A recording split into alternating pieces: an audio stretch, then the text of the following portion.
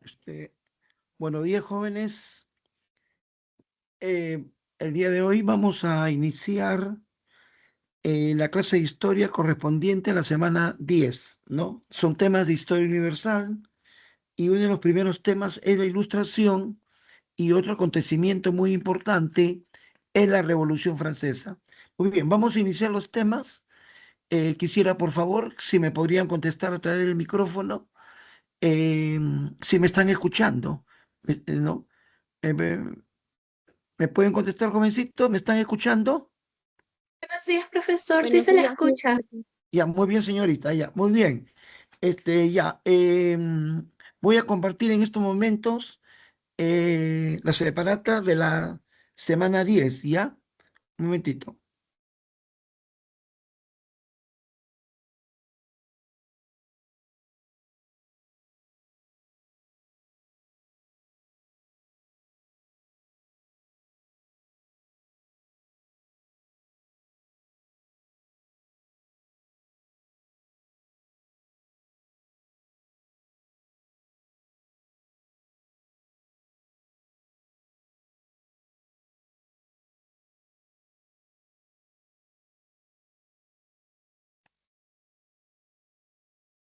Eh, un momentito, todavía no lo puedo subir, ¿ya?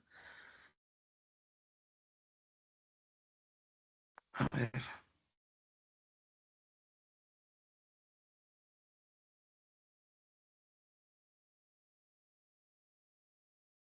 ya, a ver, un momentito.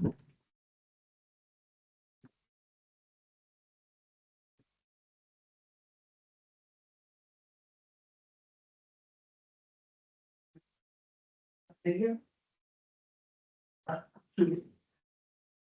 ya lo descargué ya, hermano. Sí, venga, ayúdame, por favor.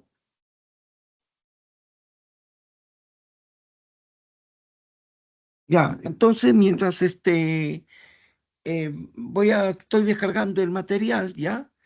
Eh, eh, eh, Comenzamos con el tema de la ilustración, ¿no?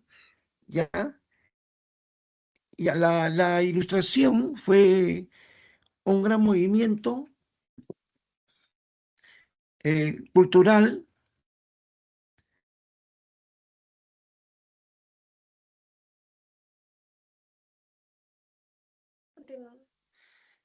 filosófico, científico, ¿ya? Que tuvo su gran difusión en Francia, sí, a mediados del siglo XVIII, ¿no? Se caracterizó este gran movimiento, ya, este gran movimiento cultural, filosófico, científico, ¿no?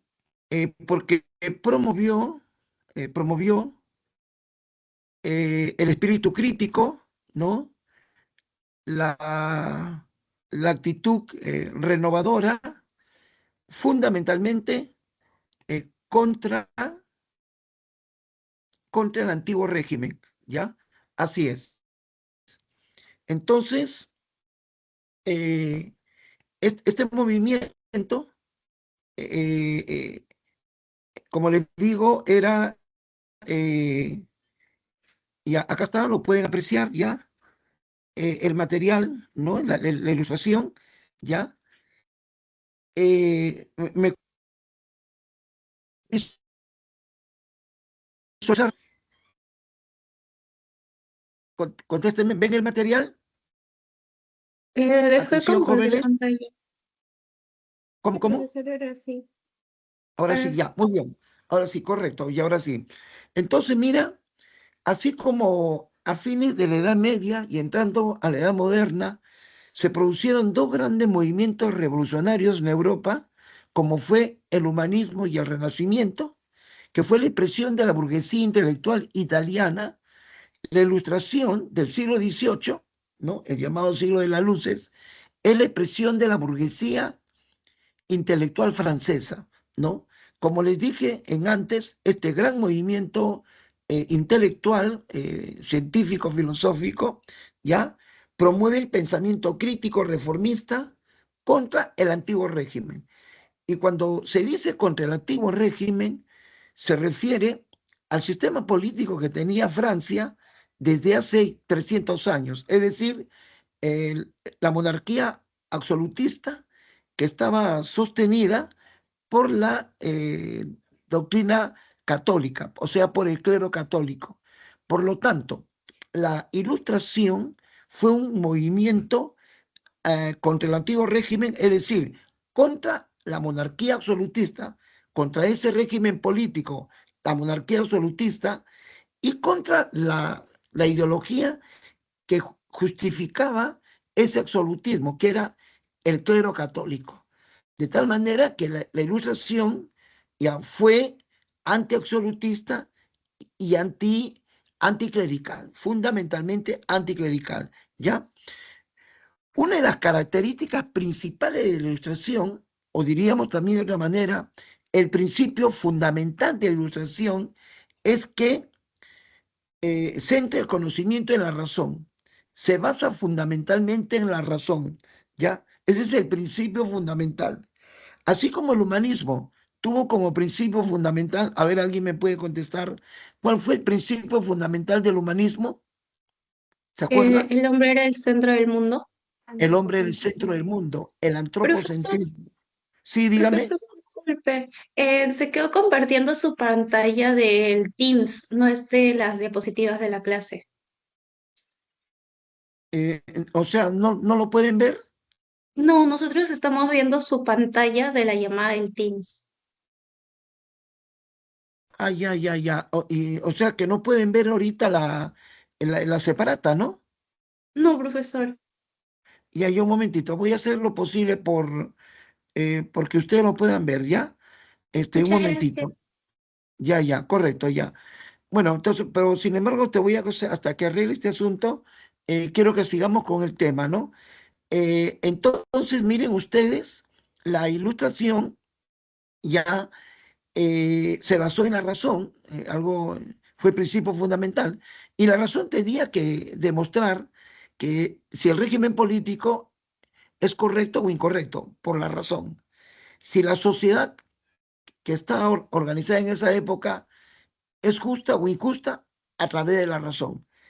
Si los conocimientos son verdaderos, y hay que demostrarlo, pero a través de la razón. Prácticamente se produce una pugna entre la religión y la ciencia. La religión se basa en la fe, pero la ciencia se basa en la razón. ¿Ya? Así es. Entonces, este gran movimiento se llama la Ilustración, que tuvo su antecedente en Inglaterra. ¿Ya? Un momentito, que tuvo su antecedente en Inglaterra. ¿Ya?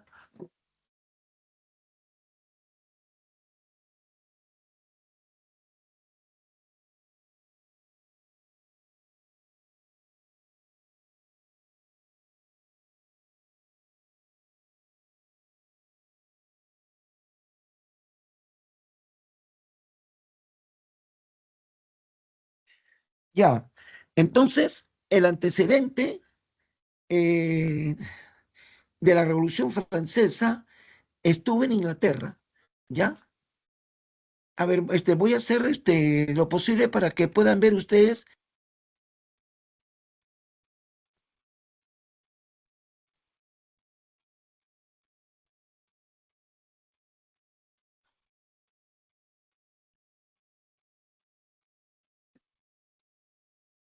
Muy bien, jovencitos, ahora sí lo pueden ver, ¿no? Sí, profesor, Atención. eres sí cargo la Ahora sí, separata. profesor. Ya, ya, muy bien, muy bien, muy bien, ahora sí. Muy bien, entonces miren, como estaba diciendo, la Ilustración, este gran movimiento intelectual, este, tiene su mayor difusión en Francia, ¿ya? Pero su antecedente estuvo en Inglaterra. Es decir, cuando se pregunte, ¿no? ¿Dónde se originó la Ilustración? La Ilustración se origina en Inglaterra, en el siglo XVII, con este señor cuya imagen lo pueden ustedes apreciar ahí. Me refiero a John Locke. John Locke, un gran representante de la filosofía empirista, autor del libro y ya ensayo sobre un nuevo gobierno, así se llama su libro, ¿no? Ensayo sobre un nuevo gobierno, ¿ya? Él plantea los derechos naturales de la persona, pero para sostener sus ideas, John Locke, llamado el padre de las nuevas ideas, tenía que enfrentarse a este señor que ustedes lo ven acá, a Thomas Hobbes. Thomas Hobbes era el defensor de la monarquía absolutista. Su libro de Thomas Hobbes se llamó El Leviatán, ¿no? El Leviatán. El libro de John Locke se llamó Ensayo sobre un gobierno civil, así se llama, Ensayo sobre un gobierno civil. Entonces, él se opone a lo que dice Thomas Hobbes, ¿no? Thomas Hobbes justificaba a la monarquía absoluta y decía de que la sociedad debe buscar el orden y la paz, pero para que haya orden y haya paz, los hombres tienen que renunciar a su libertad. Así decía Tomás Hobbes. Y quien garantiza el orden es el rey. El rey hace que se respeten las leyes. El rey tiene que imponer autoridad y en una sociedad donde no hay orden, no hay civilización. Así decía Tomás Hobbes, ¿no? Entonces, John Locke se opone a Tomás Hobbes y dice, todos queremos que haya la paz y el respeto a las leyes, pero no se puede atacar la libertad, ¿no? John Locke decía, ¿no?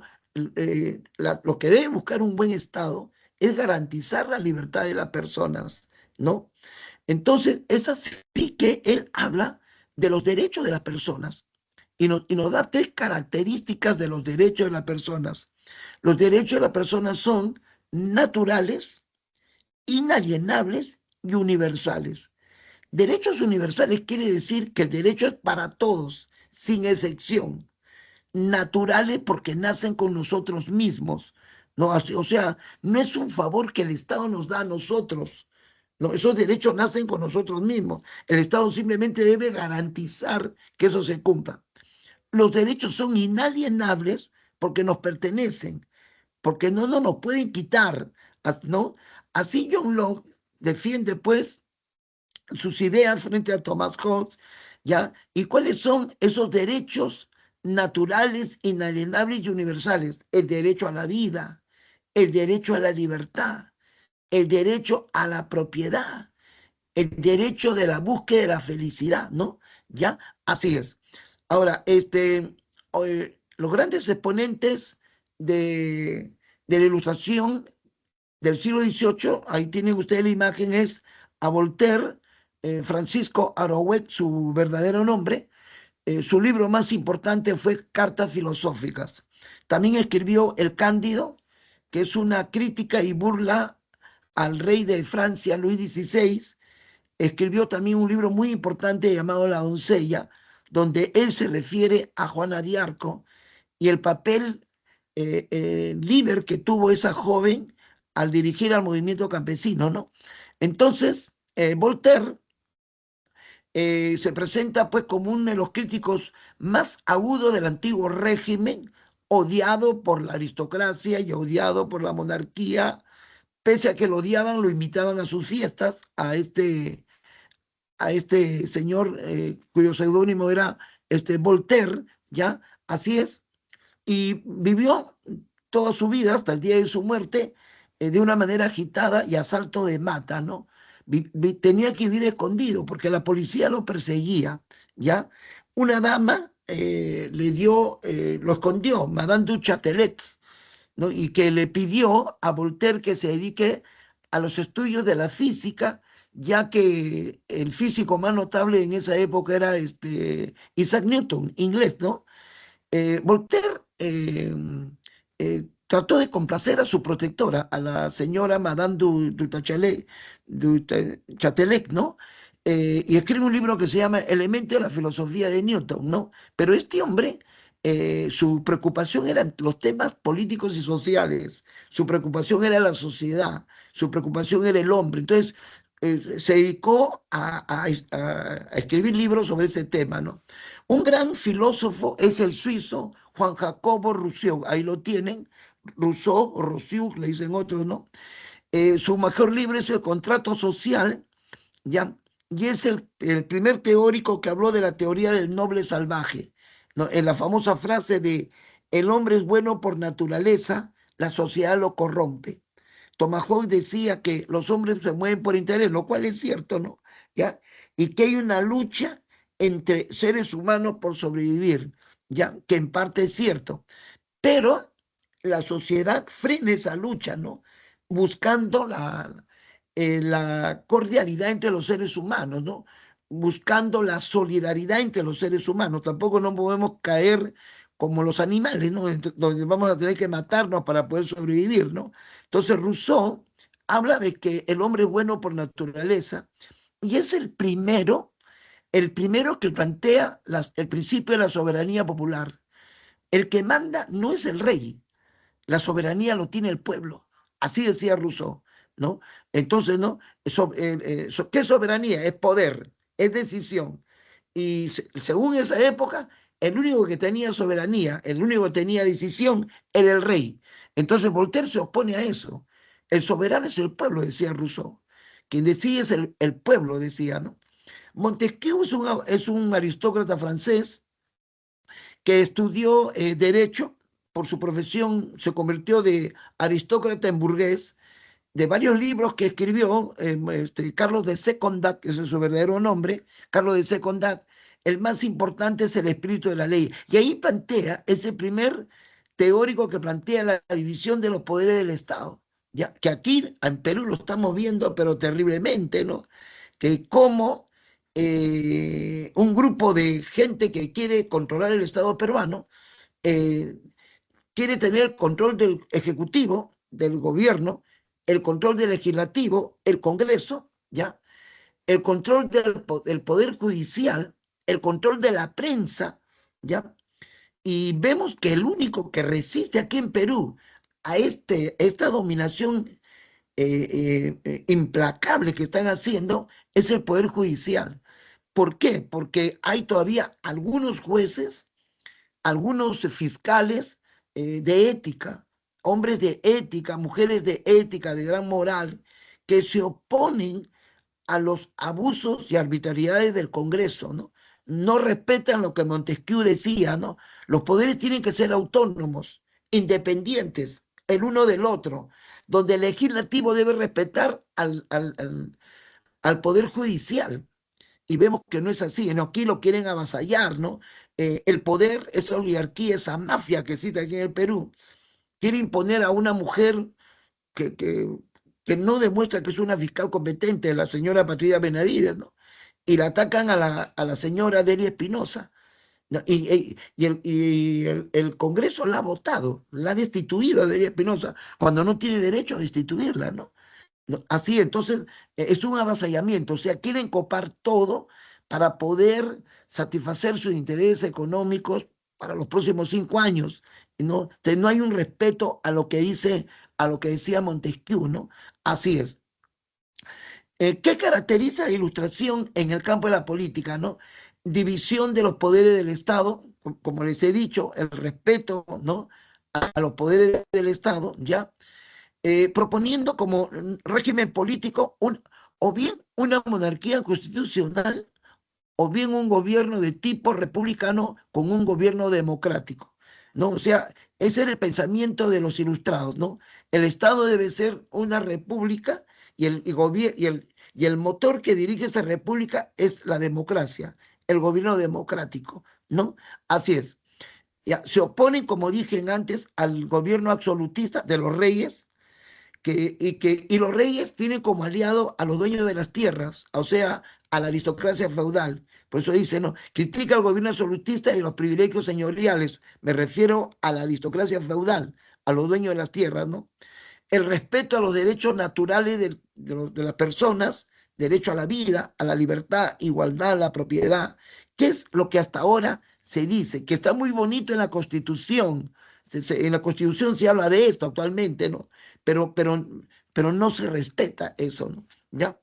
Imagínense como de todos los congresistas que hay aquí en el Perú, una gran mayoría está denunciados por coima, por cohecho, por una serie de denuncias, ¿ya? Este Congreso ha dado leyes a favor de los delincuentes, ¿ya?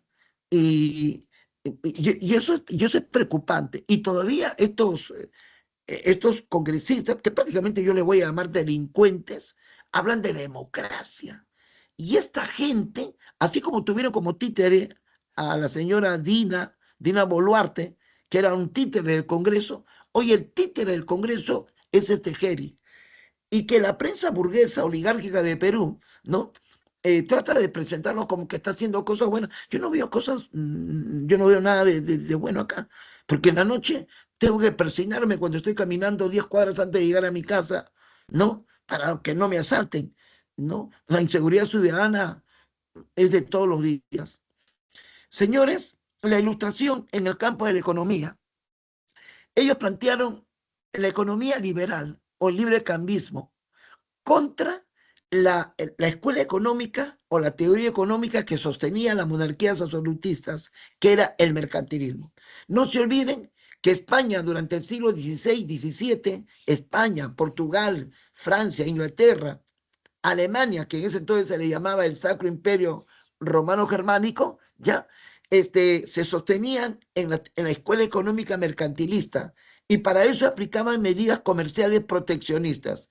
El librecambismo se opone a eso, al mercantilismo y se opone al proteccionismo, ¿ya? ¿Por qué? Porque el librecambismo es es la ideología de los capitalistas privados, de la burguesía, que es dueña de fábricas, dueña de grandes centros comerciales, dueño de bancos, y que no pueden expandir su economía porque encuentran una traba a la monarquía, al rey. En España, el comercio lo controlaba el rey, el monopolio comercial que hemos hablado. Y eso también lo hacían en Inglaterra y también lo hacían en Francia. ¿Ya? Luis XIV, por ejemplo, monopolizaba todo en Francia.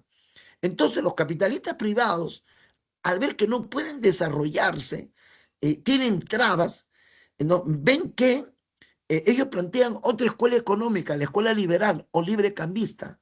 Por lo tanto, rechazan todo lo que es control, por ejemplo, los gremios, ¿no? ¿Ya? Y plantean algo que hasta la vida actual se considera como algo razonable, ¿no? Que los impuestos le paguen todos sin distinciones ni privilegios, pero en forma proporcional. ¿Cómo es esto? Que los que son más ricos paguen más, los que, no, los que son más o menos ricos paguen más o menos, los que son de clase media paguen a medias, el que es pobre pague poquito y el que no tiene nada que no pague nada, pues se dan cuenta, ¿no? Entonces, esta idea era nueva en el siglo XVIII. Lo que para nosotros es ahora normal, en esa época era algo nuevo. Entonces, la monarquía que controlaba los estados se oponía a todo eso. Entonces, contra la escuela mercantilista, en el siglo XVIII surgieron dos escuelas económicas. La escuela fisiocrática, cuyo mayor exponente fue el economista francés Francisco Quesnay, y la escuela clásica, o también llamada escuela liberal, cuyo mayor exponente fue el británico Adam Smith, ¿no? Entonces, ambos coinciden en que la economía es natural, se desenvuelve sola y que el Estado no debe intervenir. El Estado no debe intervenir. Se están oponiendo a la hegemonía de los reyes, no te olvides, que eran los que controlaban los estados, ¿ya? Por eso que la escuela fisiocrática plantea que la riqueza principal es la riqueza que está en la naturaleza, lo que ellos dicen el gobierno el gobierno de la naturaleza. ¿Y cuál es lo más natural que existe? Lo más natural que existe es la tierra, la agricultura. Entonces, para los fisiócratas, la riqueza principal es la tierra, la agricultura. Ya, hubieron algunos economistas, fisiócratas, como Gornay, que decían que la base era el comercio y la industria, ¿no? Entonces aparece Adam Smith, que es el máximo representante de la escuela clásica o liberal. Él plantea, a diferencia de los otros, si los mercantilistas consideraban que la riqueza principal del Estado es la acumulación de oro y plata, o sea, metales preciosos, ¿ya? Y los fisiócratas planteaban que es la agricultura, ¿no? Gornay decía el comercio y la industria. Adam Smith plantea que la riqueza principal es el trabajo. Cuidadito con esto. Es el trabajo. Porque el trabajo es el que genera riqueza. Porque el trabajo es el que genera el capital. ¿No es cierto? Y que debe de ser desarrollado de manera libre, ¿ya? Entonces, todos los capitalistas del mundo que hoy existen y que dicen que el padre del capitalismo es Adam Smith, deben de recordar que Adam Smith dijo que la riqueza la crea el trabajo, que indudablemente producto de ese trabajo aparecen empresarios, negociantes, comerciantes que deben tener libertad para hacer sus empresas, pero el punto de partida fue el trabajo. En otras palabras, el señor Adam Smith valoró el trabajo del obrero, ¿me entienden? Allá, así como que él valoró el trabajo del comerciante y el trabajo del empresario, que tiene que tener buen olfato para saber dónde invertir, para hacer negocio y ganar dinero, pero el señor Adam Smith también valoró el trabajo del obrero. Eso tenerlo muy en cuenta. De tal manera que cuando en el siglo XIX viene Carlos Marx lo que hace es decir cuánto vale el trabajo en su famoso libro El Capital, ¿no? Entonces, cuando él dice el valor del trabajo, es ahí donde Carlos Marx plantea que al obrero le pagan por su trabajo solo la tercera parte de lo que vale y las dos terceras partes, o sea, el 80% que le corresponde al obrero, se lo agarra el capitalista. Eso es lo que se llama plusvalía. O sea, si el capitalista no se apoderase de la plusvalía que el obrero ha generado, el obrero tendría dinero y capital para que él también pueda invertir y no sea simplemente un asalariado, ¿ya? Ese es el planteamiento de Marx. Por eso que todos los capitalistas del mundo, todos los poderes del mundo, hasta la vida actual, han tratado a partir de la disolución de la Unión Soviética en 1991, una propaganda ideológica, pero terrible contra Marx. ¿Te das cuenta? Una propaganda en la literatura, en la filosofía, en la antropología, en todos los campos, en el arte. No que Marx, que eso es una teoría superada, que eso ya no sirve. Están totalmente equivocados. Porque para que me digan que Marx no sirve, me tendrían que decir, entonces, señores, los mineros están ganando cada uno, está ganando 7.000 o 8.000 dólares mensuales. Si eso fuese, entonces ha sido superado la teoría de Marx. Pero vayan a ver cuánto ganan los mineros en el Perú, ¿no? ¿Ya? Eso tenerlo muy en cuenta, ¿no? ¿Ya? Ahí viene precisamente el descrédito, que no se olviden en la historia que el socialismo y el comunismo creció considerablemente después que el capitalismo se mató entre ellos, Primera Guerra Mundial, después que se volvieron a matar entre ellos, Segunda Guerra Mundial. Entonces el socialismo creció terriblemente. Ahí es donde el capitalismo gastó todas sus fuerzas para tratar de impedir que el socialismo crezca en el mundo. ¿Ya? Y pensaron que triunfaron cuando cayó la Unión Soviética, ¿no? Así pensaron ellos, pero por gastar tanto han quedado tan débiles que hoy en los libros que estoy buscando, en las informaciones que estoy buscando, ya veo noticias que te voy a decir en estos momentos. ¿Cuál? El capitalismo estadounidense ya no puede más, está débil, está endeudado. Y otro país que hasta 1990 era una potencia y hoy demuestra que está débil y está endeudada es Japón.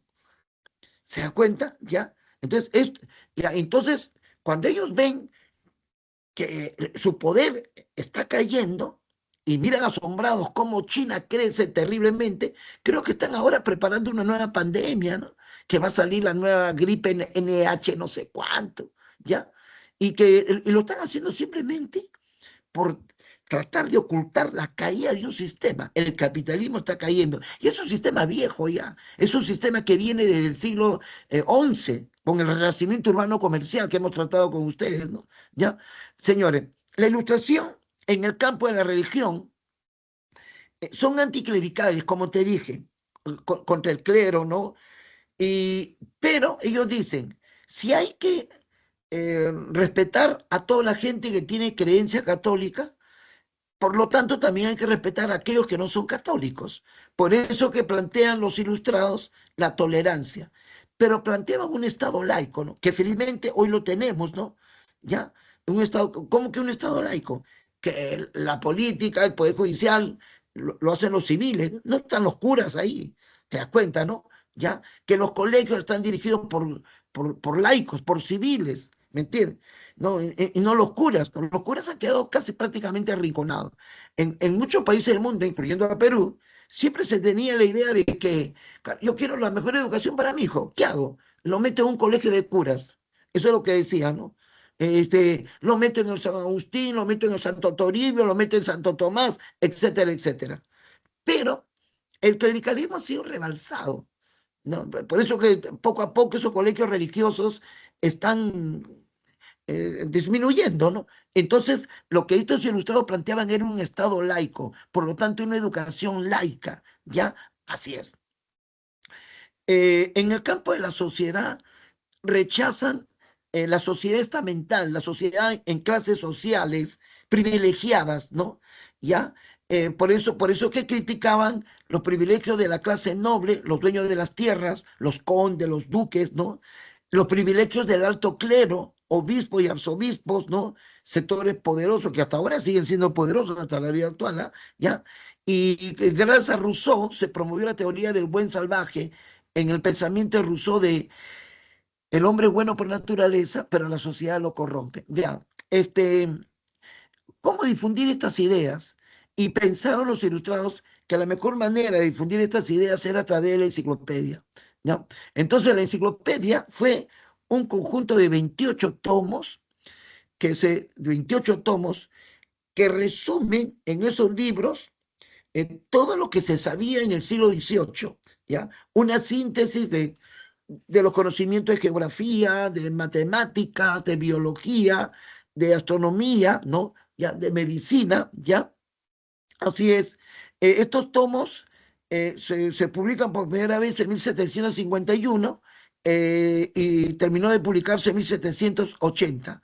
Los editores de esos tomos fueron dos matemáticos, Denis Diderot y Jean d'Alembert. ¿Ya? Editores significa los que pusieron dinero para que los libros puedan imprimirse y se difundan a la gente. La idea era que haya más personas que se ilustren, que se culturicen, que se informen de las nuevas ideas. Entonces, el principal vehículo o medio de difusión de la ilustración fue la enciclopedia, ¿no? Como dice acá, ¿no? El objetivo de la enciclopedia francesa fue sintetizar todo el pensamiento humano de su época, del siglo XVIII, ¿ya? Y el título de los libros salía así, ¿no? Cada libro que la gente iba y lo compraba, salía con el título de Diccionario Razonado de Ciencias, Artes y Oficios. Así, ¿no? Diccionario Razonado de Ciencias, Artes y Oficios.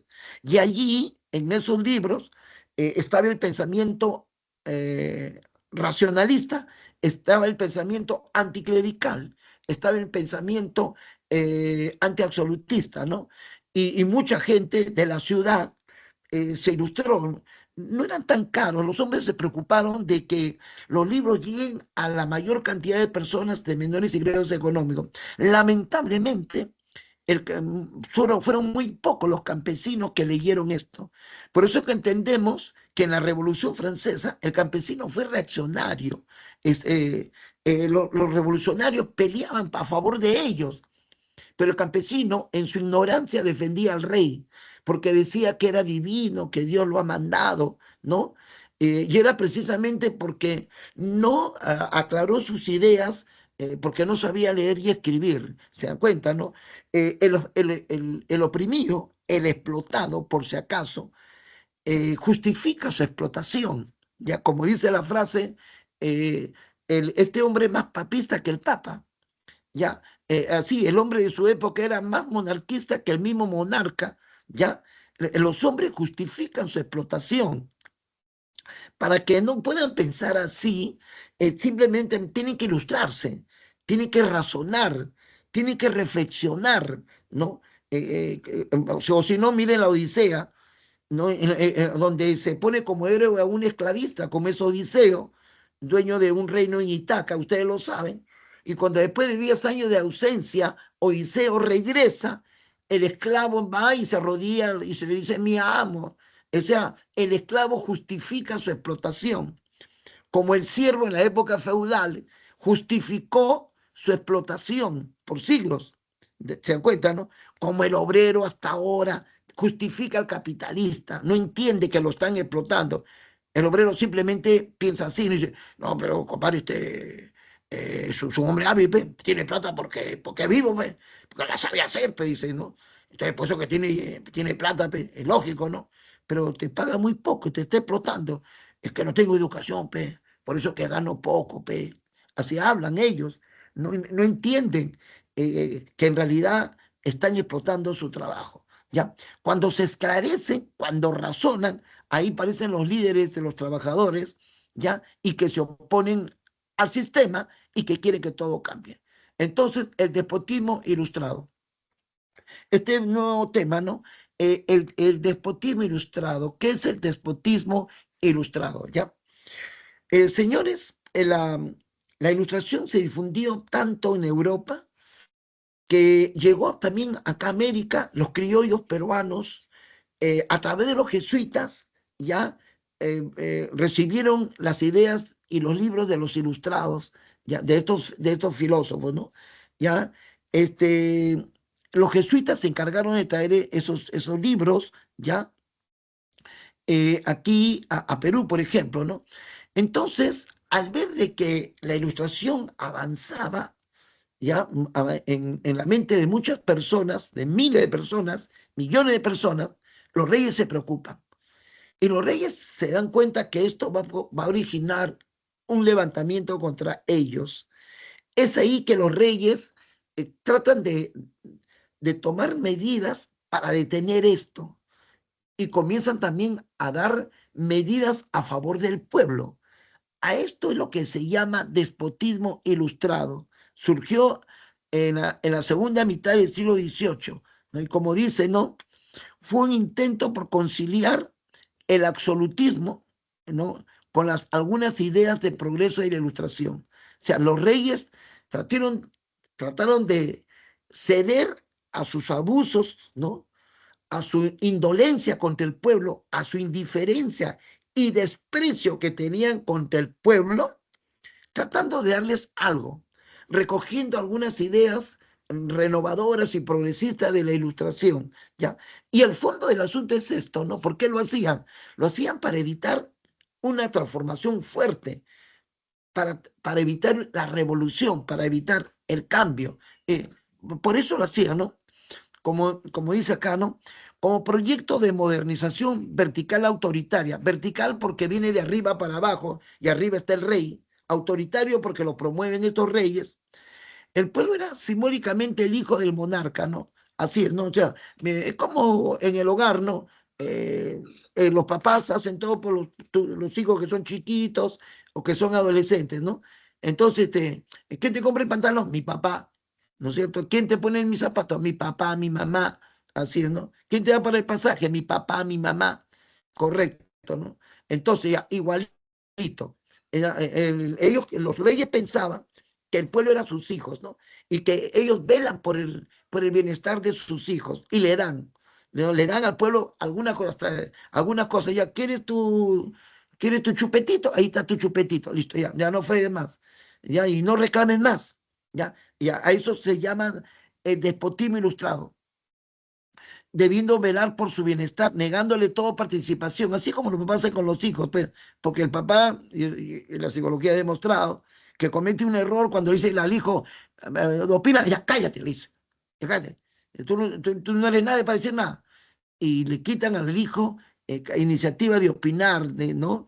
De tener un criterio, y eso hace que muchos chicos y chicas sean inseguros, como se dicen en la vida, ¿no? Porque el papá cada rato, cállate la boca, y no, así es, aquí solamente que manda soy yo, y listo, ¿no? Algo así es el despotismo ilustrado, ¿no? Incluso la iglesia fue afectada por este conjunto de reformas, por supuesto, ¿no? ¿Ya? Así es. Entonces aquí se cumplía la famosa frase de José II, todo para el pueblo, pero sin el pueblo. Los cambios vienen desde arriba. Entonces, entre los ilustrados aquí lo tienen a Carlos III de España, que es el rey más importante de las reformas borbónicas que se hicieron en España, ¿ya? Hizo bastantes obras públicas, por eso que los españoles le decían el rey albañil, ¿no? Este, por la belleza que dio a Madrid, le llamaron a este rey el alcalde de Madrid, ¿no?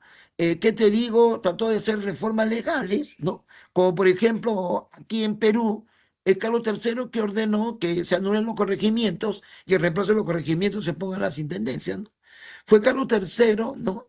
El que pidió que se cumpla un reclamo de Tupac Amaru, ¿no? Se crea la audiencia del Cusco. Entonces, todas estas medidas, estas reformas legales, Carlos III no lo hacía porque era bueno, lo hacía porque trataba de evitar una revolución. Le tuvo miedo a Tupac Amaru y pensaban que lo que Tupac Amaru hizo se iba a expandir por toda América del Sur. Entonces, fue Carlos III el que dio la orden que lo descuarticen a Tupac Amaru, ¿no? Cumplió con mucho de lo que él pedía, pero previamente lo mató. Así es, esa es la actitud este es el despotismo ilustrado. Te doy alguito, algo te doy, pero hasta ahí no más, ¿ah? ¿Ya? Federico II de Prusia, Federico el Grande, ¿no?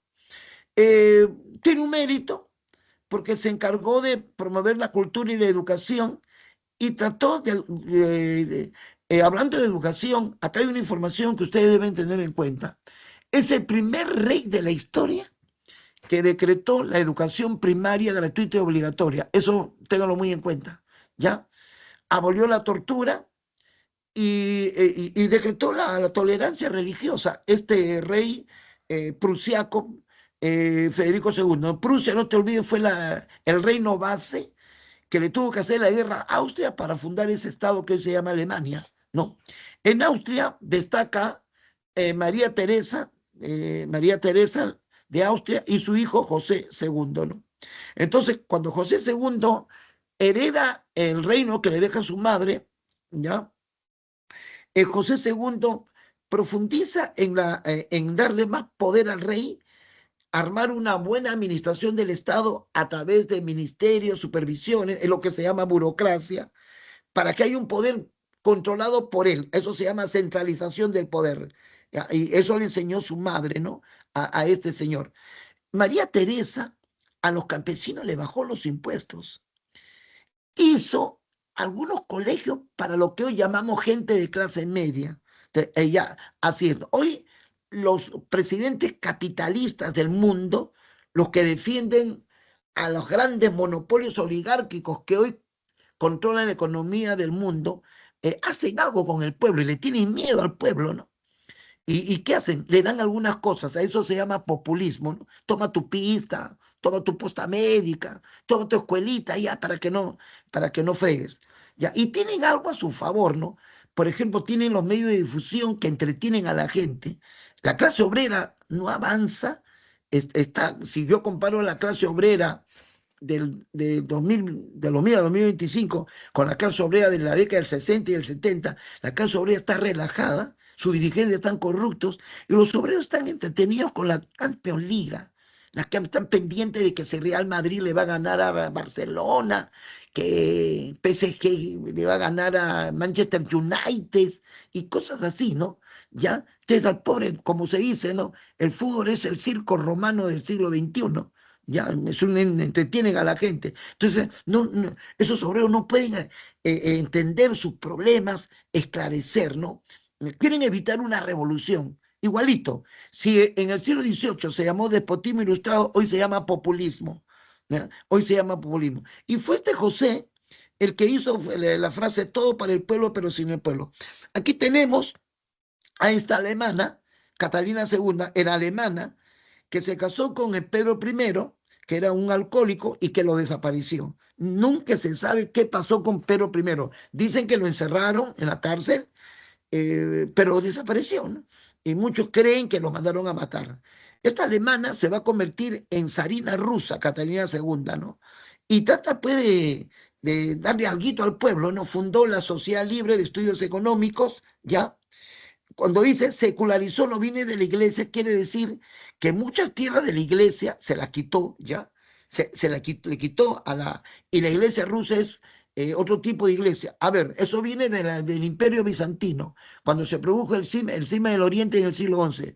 Por el cisma del Oriente, por el cisma del Oriente en el siglo XI, ¿qué nombre tiene la iglesia que surgió en el Oriente o en el Imperio Bizantino? ¿Alguien me lo puede decir?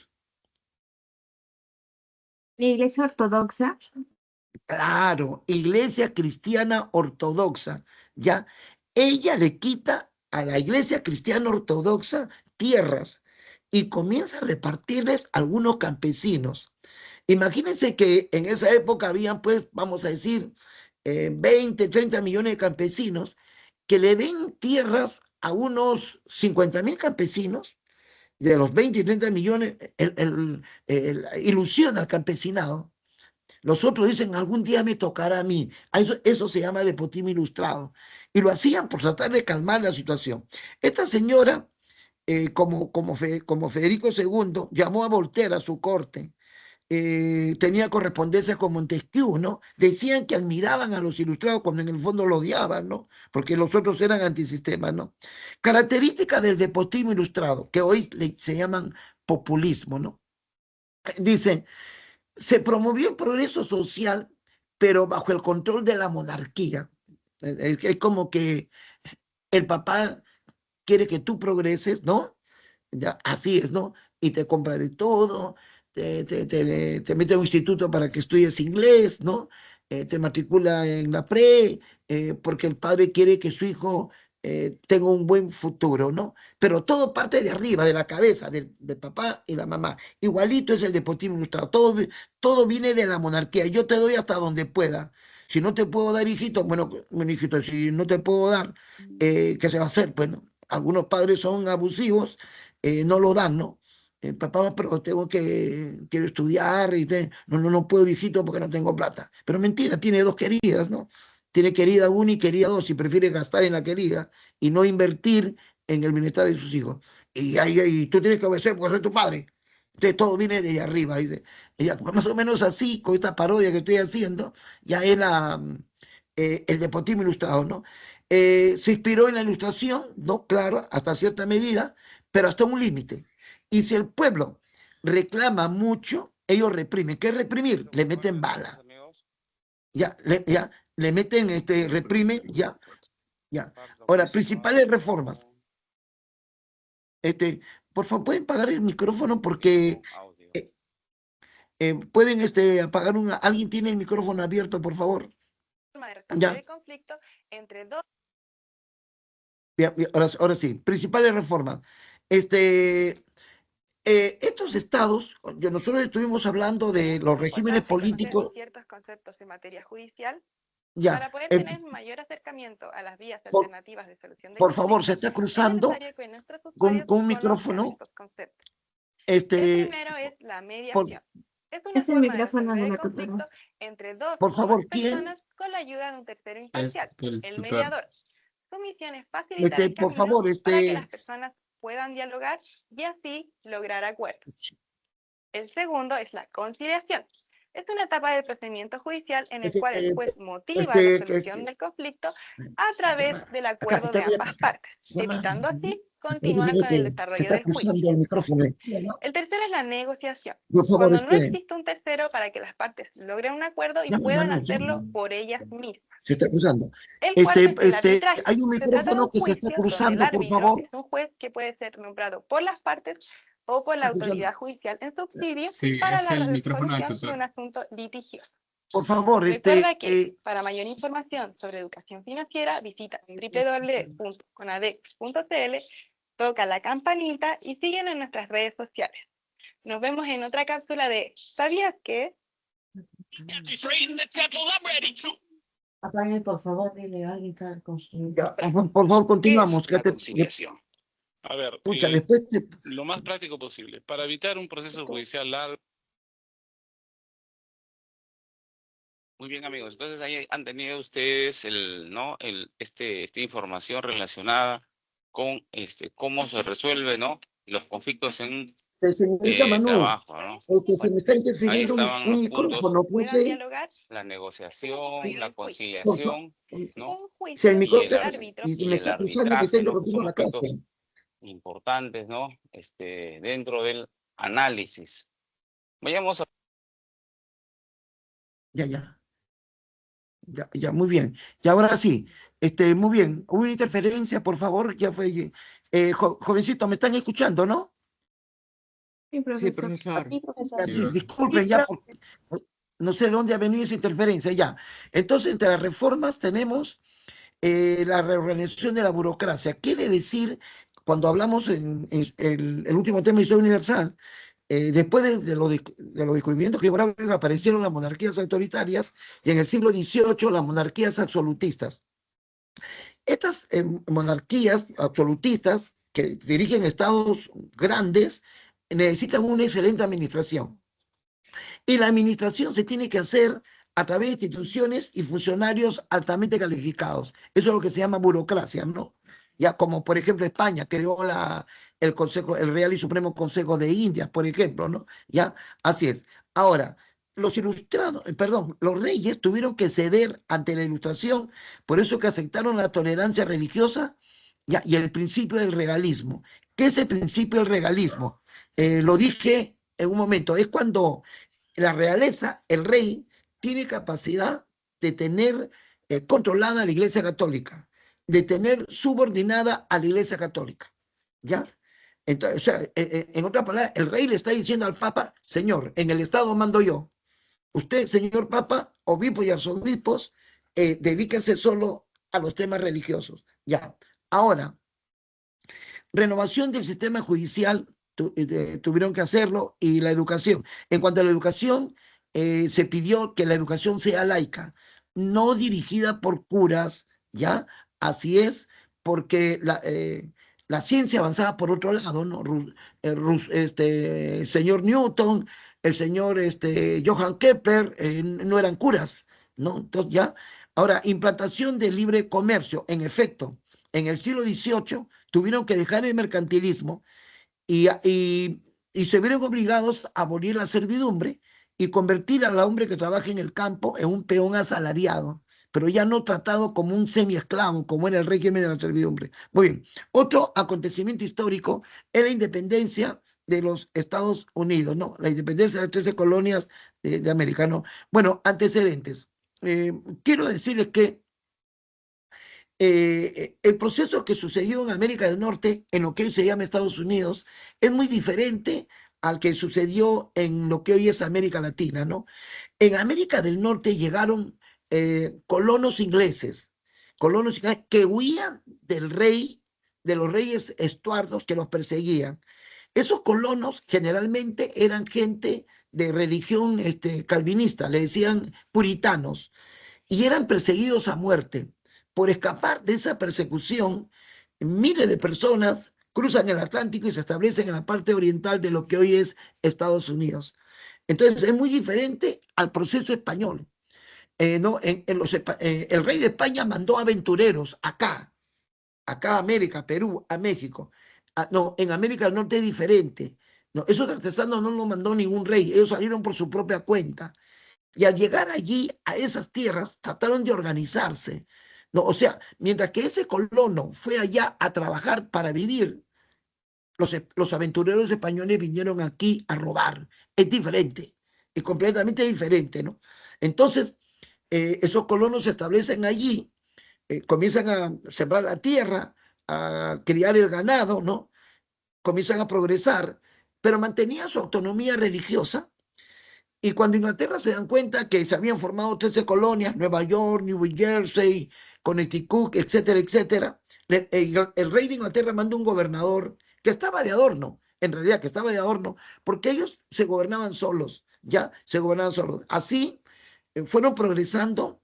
Cuando llegamos al siglo XVIII, en la parte central y norte, ya se había desarrollado más la manufactura, y en la parte sur, algunos aristócratas ingleses se habían establecido en la parte sur de lo que es Estados Unidos, haciendo haciendas y esclavizando el trabajo de la gente morena, sembrando sobre todo algodón, ¿no?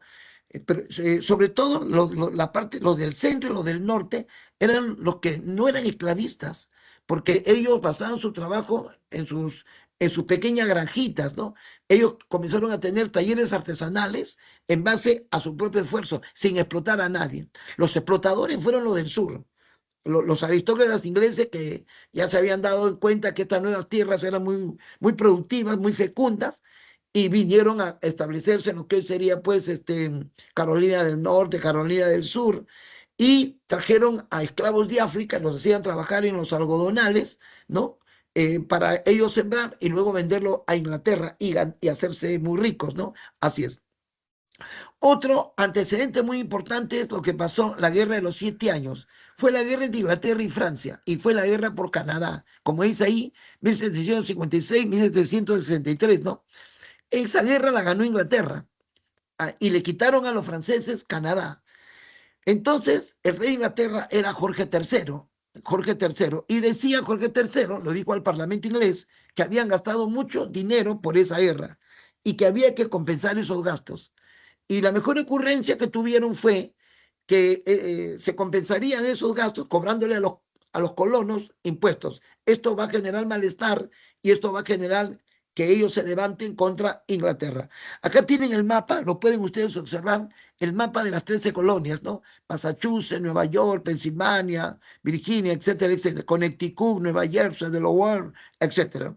Entonces, las causas que provocan esta lucha por la independencia, ¿no? La de tipo económica, los impuestos, el impuesto al azúcar, el impuesto al timbre, el impuesto al TEC, restricciones comerciales a las colonias, prohibicionismo. ¿Cómo que prohibicionismo? Por ejemplo, Inglaterra les dice a ellos que no pueden sembrar caña de azúcar porque deben comprarles su azúcar a Inglaterra.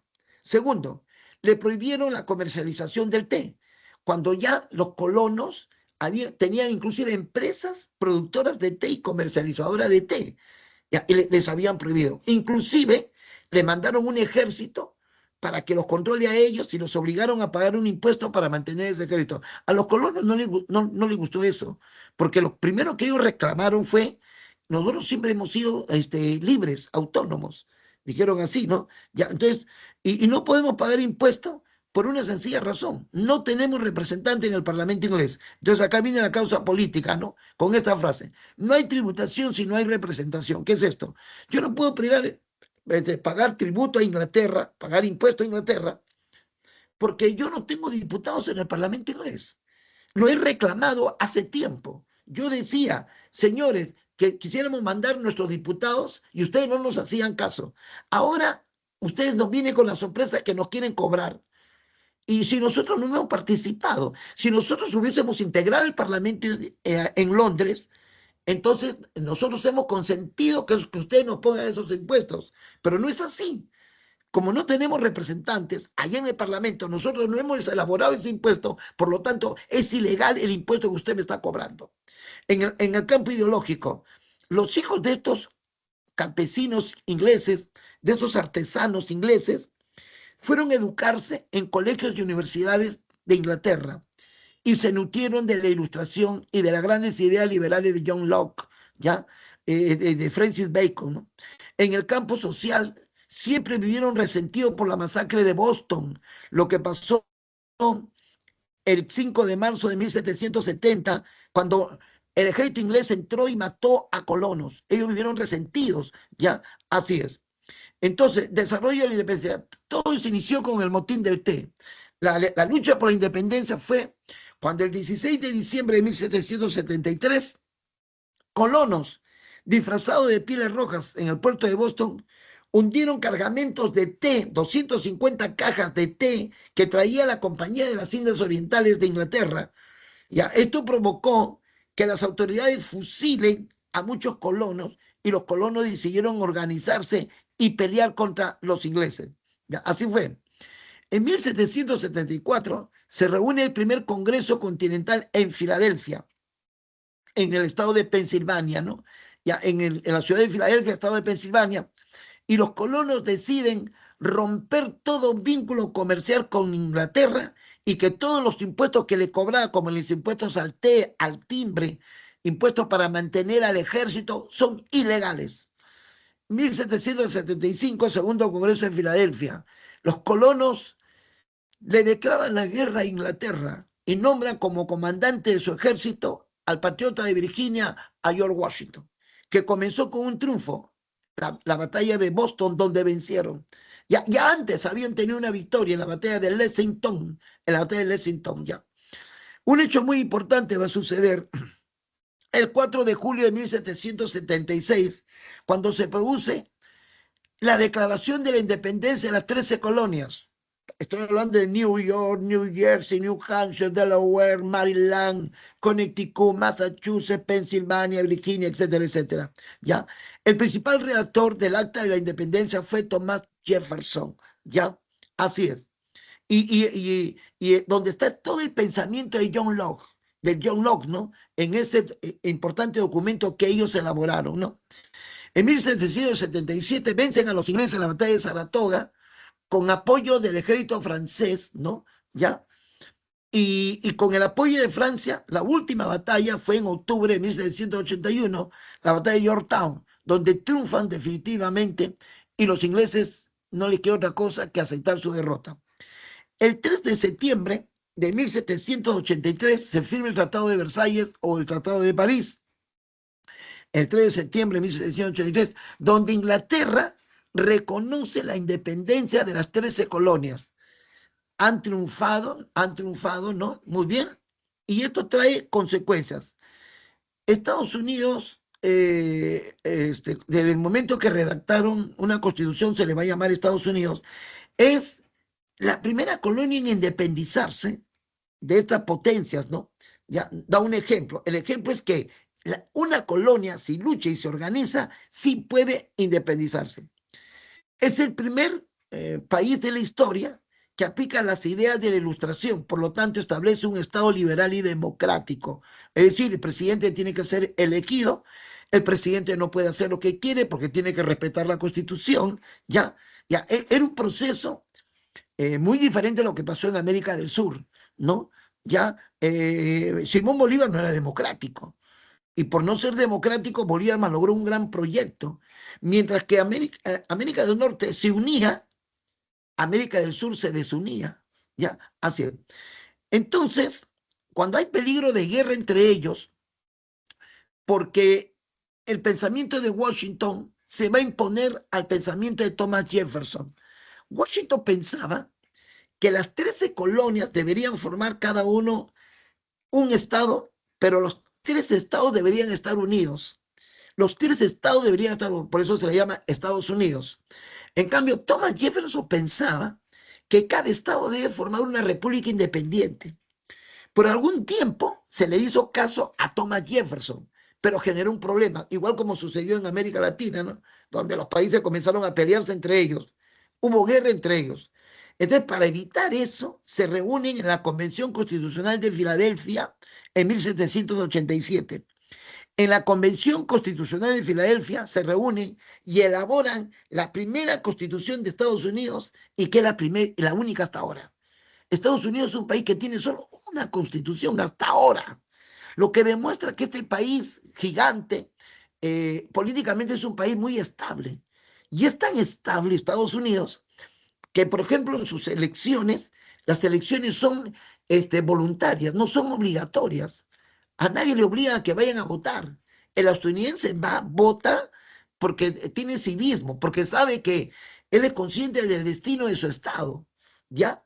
Así es. En cambio, aquí, en América Latina, con un fusil nos obligan a votar. ¿Ya? Y por otro lado, porque las oligarquías tienen miedo que si dicen el voto es voluntario, ¿no? Mucha gente no va a ir, pues dice, ¿para qué voy a votar? Por gente que en realidad ni me representa, gente que ni lo conozco, ¿no? Aquí en Perú han hecho una jugada, pero verdaderamente abusiva, arbitraria, irracional. Presentar 37 candidatos y cada partido con un montón de congresistas, diputados y senadores, y el peruano cuando entre a la Cámara se va a confundir, no va a saber por quién votar. Eso ya lo tienen estudiado esta gente, ¿ya? Entonces la gente confundida no sabe por quién votar y lo único que se acuerda es de la televisión. Y de la televisión, ¿qué dice? Carlos Álvarez, Porqui, Carlos Álvarez, Porqui, lo que se acuerde. Entonces, y está preparando un fraude Ellos saben que no van a ganar. Ellos saben que no van a ganar, a pesar que tienen a toda la televisión, radio y prensa a favor de ellos, ¿no? Pero están pensando en el fraude, ¿ya? Entonces, Estados Unidos es el país que tiene una constitución y una hasta ahora, y aceptaron el pensamiento de Washington. Estados Unidos será una república federal en base a 3 estados, ¿ya? Así, con el tiempo crecieron y hoy no son 3 estados, son 51 estados, ¿ya? Lo que pasó en Estados Unidos fue un ejemplo que sirvió para la Revolución Francesa y para los pueblos hispanoamericanos para independizarnos de España. Muy bien, hemos terminado el segundo tema. Entramos al tercer tema, como es la Revolución Francesa. Otro gran acontecimiento, jóvenes, decisivo. Las revoluciones francesas es tan decisivo que gracias a la revolución se acabó con los gobiernos absolutistas, se acabó con las monarquías. Los reyes hoy están arrinconados.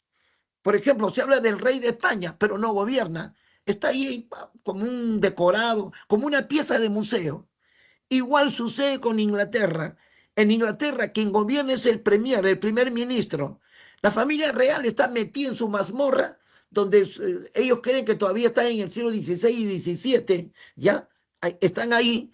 Y son piezas de museo. La burguesía los utiliza solamente para chisme y generar ilusiones en el pueblo, cuentitos como Blancanieves, Príncipe y cosas así, ¿ya?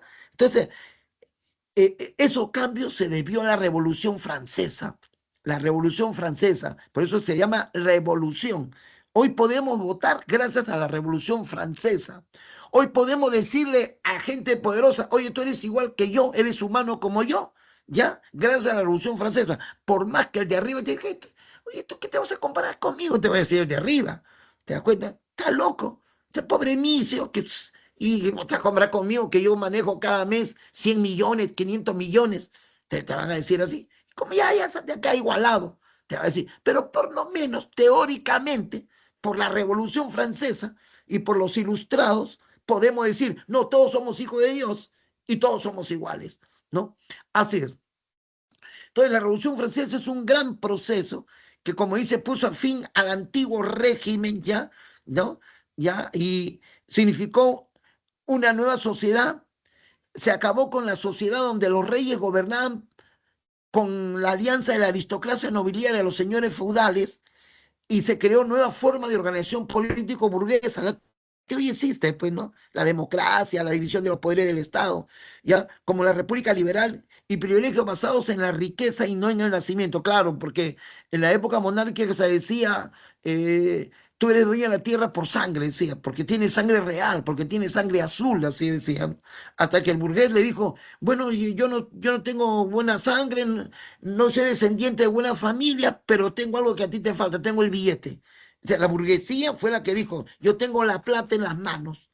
¿Te das cuenta? El señor feudal decía, pero soy dueño de la tierra. Ya, en la evolución, la burguesía se impuso y la burguesía es la que hoy domina el mundo, ¿no? En todos los estados, ¿ya? Entonces, los nuevos emperadores son los grandes magnates industriales, ¿no? No tienen palacios, pero viven en mansiones, ¿no?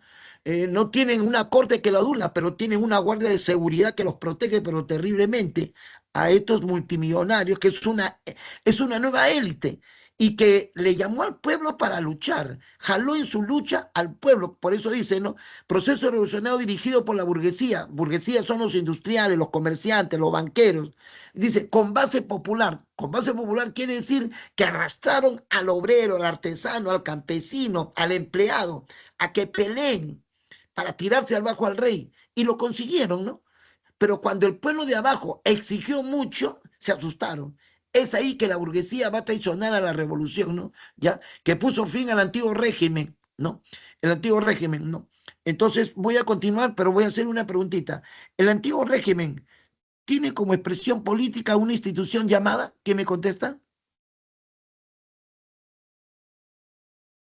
El antiguo régimen tiene como institución política una institución llamada. A ver, ¿quién me contesta?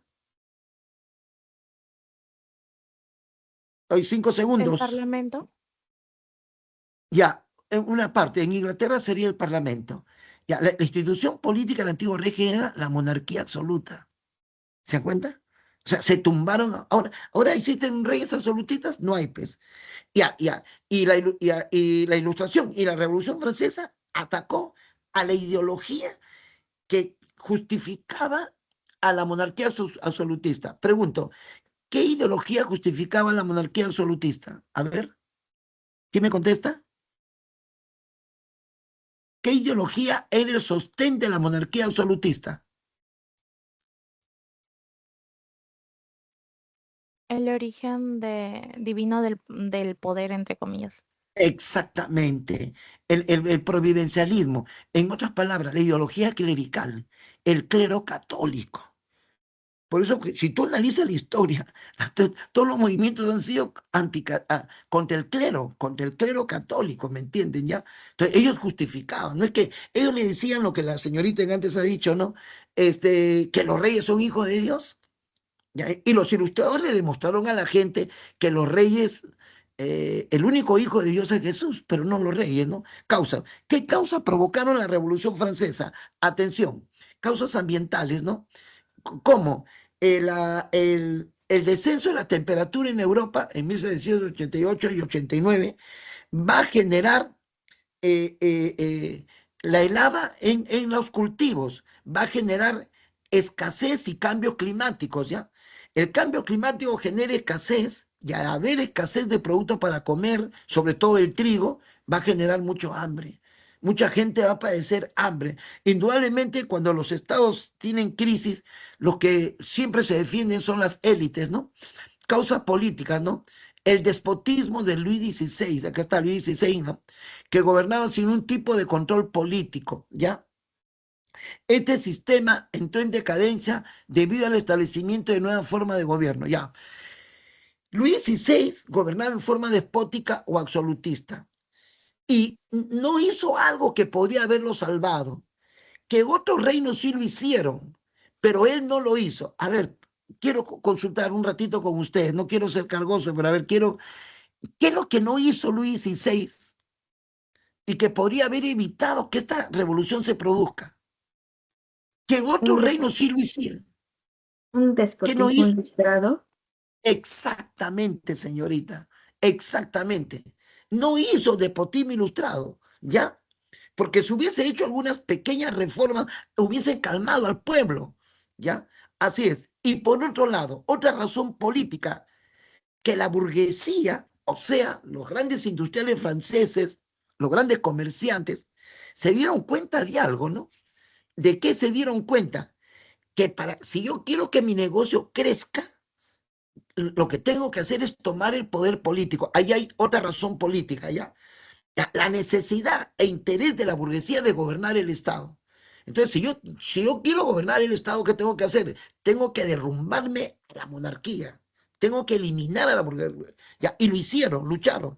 Ya los ingleses lo habían hecho. En el siglo XVII, los ingleses habían hecho lo que le llaman ellos su revolución gloriosa. Cuando el líder comerciante y campesino Sir Oliverio Cromwell, en 1648, decapitó a Carlos I. Cuando vino el descendiente de Carlos I, Carlos II, después vino Jacobo II, Jacobo II quiso volver al absolutismo y el Parlamento inglés lo vota. ¿Ya? En Francia, Luis XVI no hacía ningún cambio y le va a costar caro hacer esto, ¿no? Causas económicas, ¿no? Crisis fiscal. Francia viene atravesando una crisis fiscal, una bancarrota. Su deuda pública es muy alta, ¿ya? Pero ¿por qué tiene crisis fiscal Francia? Por esto, gastos y derrotas en conflictos bélicos. ¿Para qué se mete en guerras? Y se metía en guerras solo por una razón, para justificar el cobro de los impuestos al pobre pueblo, ¿no? Cuando la gente decía, pero ¿por qué me siguen cobrando? ¿Por qué me cobran? Ah, porque estamos en guerra, pues, ¿ya? Otra razón importante, ¿no? El despilfarro de la corte de Versalles. Luis XIV se dio cuenta, Luis XIV mandó a construir el Palacio de Versalles y le dice a su nieto, Luis XV, le dice, hijo mío, no más cortes de Versalles. Mira lo que le dijo, Versalles es la tumba de la nación. mantener a 18 nobles, que antes, 18 señores feudales, que se arrodillan ante los reyes ahora, viven en el Palacio de Versalles, ya, mantener la frivolidad de María Antonieta, que hacía 3 fiestas a la semana, y cada fiesta costaba como 400.000 libras esterlinas, eran 1.200.000 libras esterlinas cada semana. Si lo multiplicas por las 52 semanas que tiene un año, mire el gasto de dinero. ¿Ya? Entonces, Francia se iba en una bancarrota, ¿no? Ya, por otro lado, era injusto el cobro de los impuestos. Le cobraban impuestos al burgués, de ahí que el burgués era revolucionario en ese entonces. Un pequeño industrial, un comerciante pagaba, pero los más ricos eran los dueños de las tierras y el clero, y no pagaban, como dice, excepción. Le cobraban al hombre de clase media, le cobraban al pobre campesino, y el campesino no tenía que pagar. Como no tenía que pagar, así le decía al campesino, ¿no? Bueno, usted tiene que trabajarme gratis. Gratis para el señor feudal y gratis para el rey. Entonces, había una sobreexplotación, ¿no? Causas de tipo social, ¿no? La división de clase, la sociedad estamental, ¿no? ¿Ya? Primer estado, clase privilegiada, el clero. Segundo estado, la nobleza. Y el tercer estado es el pueblo o estado llano, ¿ya? Que era el que soportaba todo el peso de la explotación. Acá tienen una caricatura, ¿no? Miren el pueblo arrodillado con su bastón y los nobles encima del pueblo. Miren la caricatura, ¿no? Causa ideológica, la ilustración, ¿no? Entonces, etapa. La Revolución Francesa ha pasado por 3 etapas, ¿no? Etapa monárquica, etapa republicana y etapa imperial, ¿ya? La etapa monárquica, 1789-1792, comprende los Estados Generales, la Asamblea Nacional, la Asamblea Constituyente y la Asamblea Legislativa, ¿ya? La etapa republicana comprende la Convención, el Directorio, el Consulado. Y la etapa imperial es cuando Napoleón Bonaparte, en nombre de la burguesía traidora, porque la burguesía traicionó a la revolución, Napoleón se impone, ¿no? Inclusive ni la Revolución Francesa fue antimonárquica, pero la burguesía moderada y traidora permitió que Napoleón Bonaparte se convierta en emperador. ¿Se dan cuenta, no? Entonces, algo está pasando acá.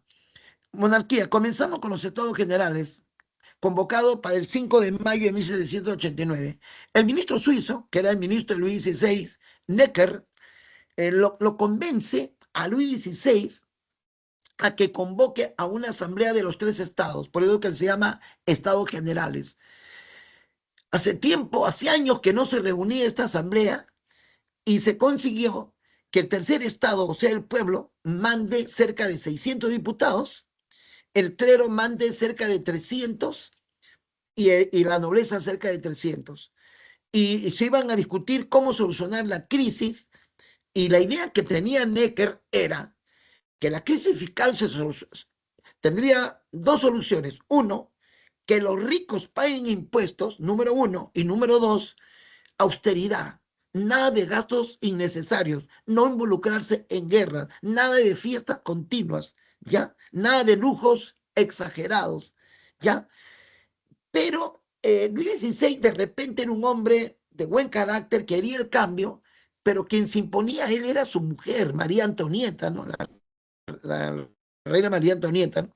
Entonces, cuando se reúnen los Estados Generales, el pueblo pide que la asamblea sea una sola asamblea para todas, los 3 clases sociales juntos, pero el rey decía que no, que las asambleas deben ser por separadas, decía, ¿no? El clero con su propia asamblea, la nobleza con su asamblea aparte, y el pueblo no quería. Por otro lado, el otro problema era el sistema de la votación. Se quería, pues, con estas asambleas separadas, mantener como votación, la votación separada, ¿no?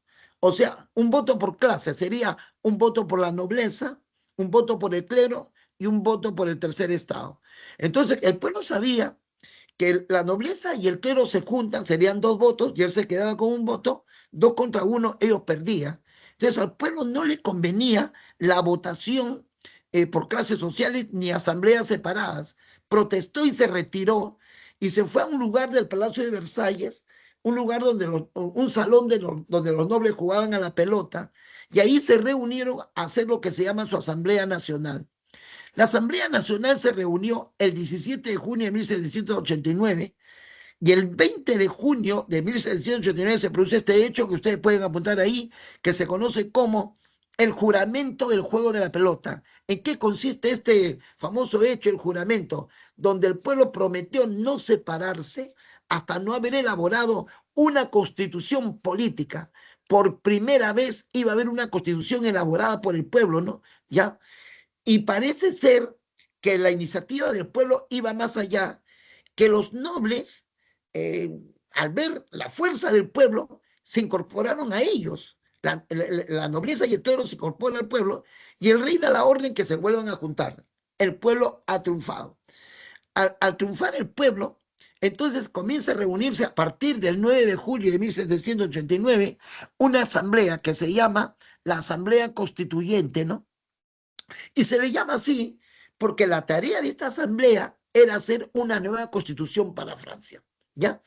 Y por otro lado, sucede algo acá. El rey estaba perdiendo poderes. ¿Cómo así? Que la asamblea tendría que hacer una nueva constitución y podría ir dando leyes en el transcurso. Cuando antes, días antes, el único que podía dar leyes era el rey. Pero como ustedes me están escuchando, le están quitando sus facultades al rey, ya la revolución está avanzando. Y se producen hechos importantes como la famosa toma de la Bastilla el 14 de julio de 1789. La Bastilla era un castillo que era el símbolo del absolutismo. El pueblo se levantó, lo bombardeó y lo destruyó. La pregunta es ¿por qué? Porque se enteraron de dos cosas. Uno, estaban trayendo guardias a París que venían de provincias y de Suizas. Dos, habían destituido a Necker. Y el pueblo pensaba que Necker los defendía a ellos, ¿no? ¿Ya? Entonces el pueblo pensó que el rey lo que pensaba era cerrar la asamblea. Y ellos por defender a su asamblea, ¿ya? Y todos los cambios que estaban haciendo, se levantan como leones, ¿no? Se levantan y destruyen, bombardean con cañones la fortaleza de la Bastilla. Por eso que el aniversario patrio de los franceses se celebra cada 14 de julio, ¿no? Ya. Otro hecho muy importante fue el 4 de agosto de 1789, ¿ya? Como el pueblo se levantó, había decapitado a los guardias y a los nobles los linchaba, la aristocracia se asustó, la realeza recién se comienza a asustarse, ¿no? Y es así que el 4 de agosto se da, la Asamblea Constituyente da un decreto revolucionario, que es, se abolió, o sea, se anuló los privilegios feudales y la servidumbre. ¿Qué significa eso?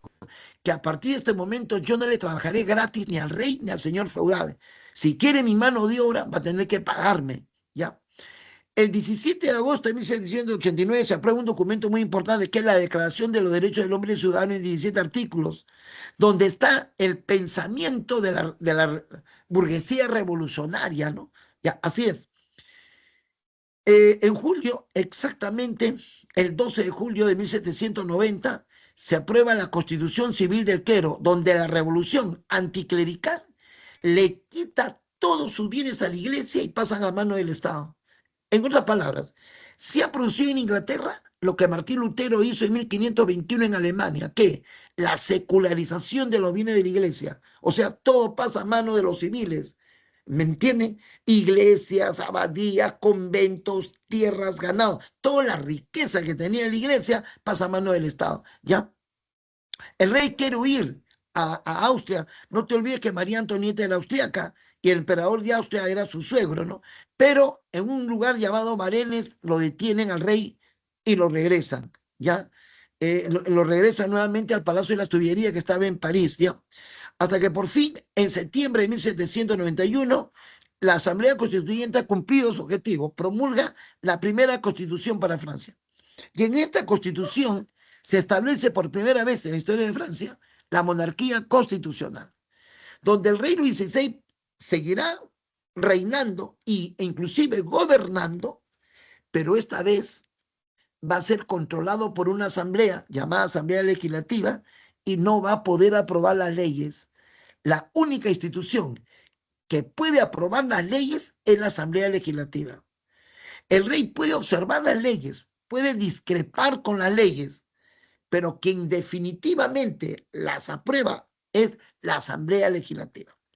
Entonces comenzó a funcionar una nueva asamblea de 745 diputados, llamada la Asamblea Legislativa, que dura un poquito más de un año, de septiembre de 1791 a agosto de 1792. En esta asamblea aparecen los primeros clubes o grupos que mañana más tarde se van a constituir en los primeros partidos políticos, ¿no? Como los fuldenses, girondinos y jacobinos. Entonces los países vecinos a Francia, como Austria y Prusia, se asustan. Se asustan con lo que está pasando en Francia y deciden invadirla para restablecer el absolutismo, ¿no? Entonces el pueblo le exige al rey que se pronuncie contra el invasor y el pueblo se demora. El rey se demora en dar una respuesta. Se va a producir el 20 de abril de 1792 lo que se conoce como el asalto al Palacio de las Tullerías. El pueblo entra al Palacio de las Tullerías y casi lo mata al rey. Casi lo mata a María Antonieta, ¿no? Entonces, ¿qué sucede? El rey asustado, temeroso de que lo van a matar, no dormía ya en el Palacio de las Tullerías, sino dormía en el balcón de la Asamblea Legislativa, ¿no? Buscando protección de la Asamblea, ¿no? ¿Ya? Y es así que había mucha agitación en Francia, ¿no? ¿Ya? Que la Asamblea se da cuenta que el pueblo va a entrar y los va a linchar a todos, porque le van a echar la culpa de que están protegiendo al rey, ¿no? Entonces, para liberarse de esa situación, el 9 de agosto de 1792, suspenden al rey, destituyen al rey, le quitan, como dice ahí, las funciones constitucionales al rey, queda suspendida la monarquía, ¿ya? Ya no se le llamará rey Luis XVI, sino se le llamará simplemente ciudadano Luis Capeto, ¿ya? La asamblea, una vez que ha destituido al rey, se disuelve y convoca elecciones mediante sufragio universal, o sea, que todos tienen derecho a votar, ¿ya? Para que se organice una nueva asamblea que se va a llamar la convención. Y esta nueva asamblea es la que va a abolir definitivamente la monarquía. Ahora, los clubes o grupos políticos fueron, ahí lo tienen, los girondinos, ¿ya? Que eran republicanos moderados y reformistas. Miembros representaban a la burguesía rica, la alta burguesía, su líder Jacques Brissac. Los jacobinos son los republicanos radicales, representan a la burguesía pobre, a los artesanos, a los empleados pobres. Su líder, Maximiliano Robespierre, apoyado por un grupo armado y pobre de París llamado los Sans-Culottes, ¿ya? Los Sans-Culottes, así es, ¿ya? Estos llamados los jacobinos, ¿ya? Los fuldenses o constitucionalistas son los que defienden la monarquía constitucional, ¿ya? Su líder era Lafayette, ¿ya? Muy bien, etapa republicana. ¿Qué sucede? Quedó establecida la nueva asamblea, la llamada Convención Nacional, integrada por 750 diputados, y se instaló el 21 de septiembre de 1792. Entonces, ni bien se instaló la asamblea, el primer decreto que hizo fue abolir la monarquía y fundar la república. Y luego procede ya a hacerle juicio a Luis XVI, ¿ya? Así es. La asamblea tenía en su mayoría al partido de los girondinos, que era la burguesía rica, ¿no? Que le dije, de empresarios, etcétera, ¿no? Ya, y acordaron por una leve minoría que Luis XVI es traidor a la patria y enemigo de seguridad del Estado, por lo tanto debe ser guillotinado. Luis XVI va a ser guillotinado el 21 de enero de 1793, ya, así es, y esto va a traer dos consecuencias importantes. Primera consecuencia, 100.000 campesinos de la región de la Vendée se levantan en defensa del rey contra la revolución. Y segunda consecuencia, ¿no? Se organiza la primera coalición europea contra Francia revolucionaria. La coalición significa que toda Europa unida va a invadir Francia. ¿Por qué? Porque no quieren admitir lo que está pasando en Francia. Es una revolución. Se está acabando con el régimen absolutista. Es mal ejemplo, ¿no? El rey de Austria, el rey de Prusia, el rey de Suecia, el rey de Portugal, el rey de España, el zar de Rusia. Y dicen, es un mal ejemplo, ¿no? La chusma, así hablaban del pueblo ellos, ¿no? Nos quiere sacar del poder, dicen así, ¿no? ¿Ya? Entonces, esta coalición invade pónganse ustedes en el pellejo del francés de esa época, ¿ya? Del pueblo francés, de un abogado francés, de un médico francés, de un periodista francés, de un profesor francés, de un campesino francés, de un obrero francés, que al ver tantos países entran a invadirlo. Esto va a originar el gobierno del terror, 1793-1794, liderado por el Partido de los Jacobinos y Maximiliano Robespierre, ¿no? ¿Ya? Así es. Gobierno del terror contra los traidores, ¿no? Se organiza una especie de gobierno que se llama Gobierno de Comité de Salvación Nacional o Salud Pública, que es la que gobernaba Francia en la época del terror y defendía a Francia de los ataques internos y externos, ¿no? Así es. Se formó un tribunal revolucionario que hacía juicios sumarios que no duraba mucho, ¿ya? Se decretó la leva general para defenderse de los invasores y resulta que había otro partido que no le he mencionado, que se llamaba el Partido de los Cordeleros, que lo dirigía Jorge Danton. El Partido de los Cordeleros era el partido de los burgueses ricos radicales, a diferencia de los girondinos, que eran los grandes industriales ricos, pero eran moderados, que podían transar o negociar con la monarquía. No, los cordeleros, en cambio, eran burgueses radicales, ¿no? Querían una república, definitivamente, ¿no? Entonces, ¿qué pasa? Ya viene la época del terror, donde el poder cae en manos de la Comuna de París y que cae en manos del Comité de Salvación Nacional que les dije, que lo dirigía Robespierre, Lázaro Carnot, ¿no? Hombres que gobernaban en nombre de los pobres. Entonces se comienza a guillotinar a todo el mundo, ¿no? Comienza a guillotinarse a María Antonieta, a los aristócratas traidores que apoyaban a los ingleses, prusiacos. Imagínate que Francia era invadida por rusos, españoles, portugueses, daneses, italianos, ¿ya? Y cualquier aristócrata que colaboraba con el invasor iban al Tribunal Revolucionario y lo guillotinaban, ¿no? Entonces, en cuestión de 2 meses, 2.000 personas fueron guillotinadas, entre ellos María Antonieta. Y es así que Jorge Danton, en nombre de la burguesía rica, pide un comité de clemencia, diciendo de que ya basta, ya se está sancionando a mucha gente, que venga la moderación. Y ese es el error que va a cometer Robespierre, ¿no? Robespierre consideraba que el pueblo quiere sangre, hay que seguir cortando cabezas, ¿ya? Robespierre debería haber hecho caso a Danton. Entonces aquí se produce un hecho que quiero que tengan en cuenta, ¿no?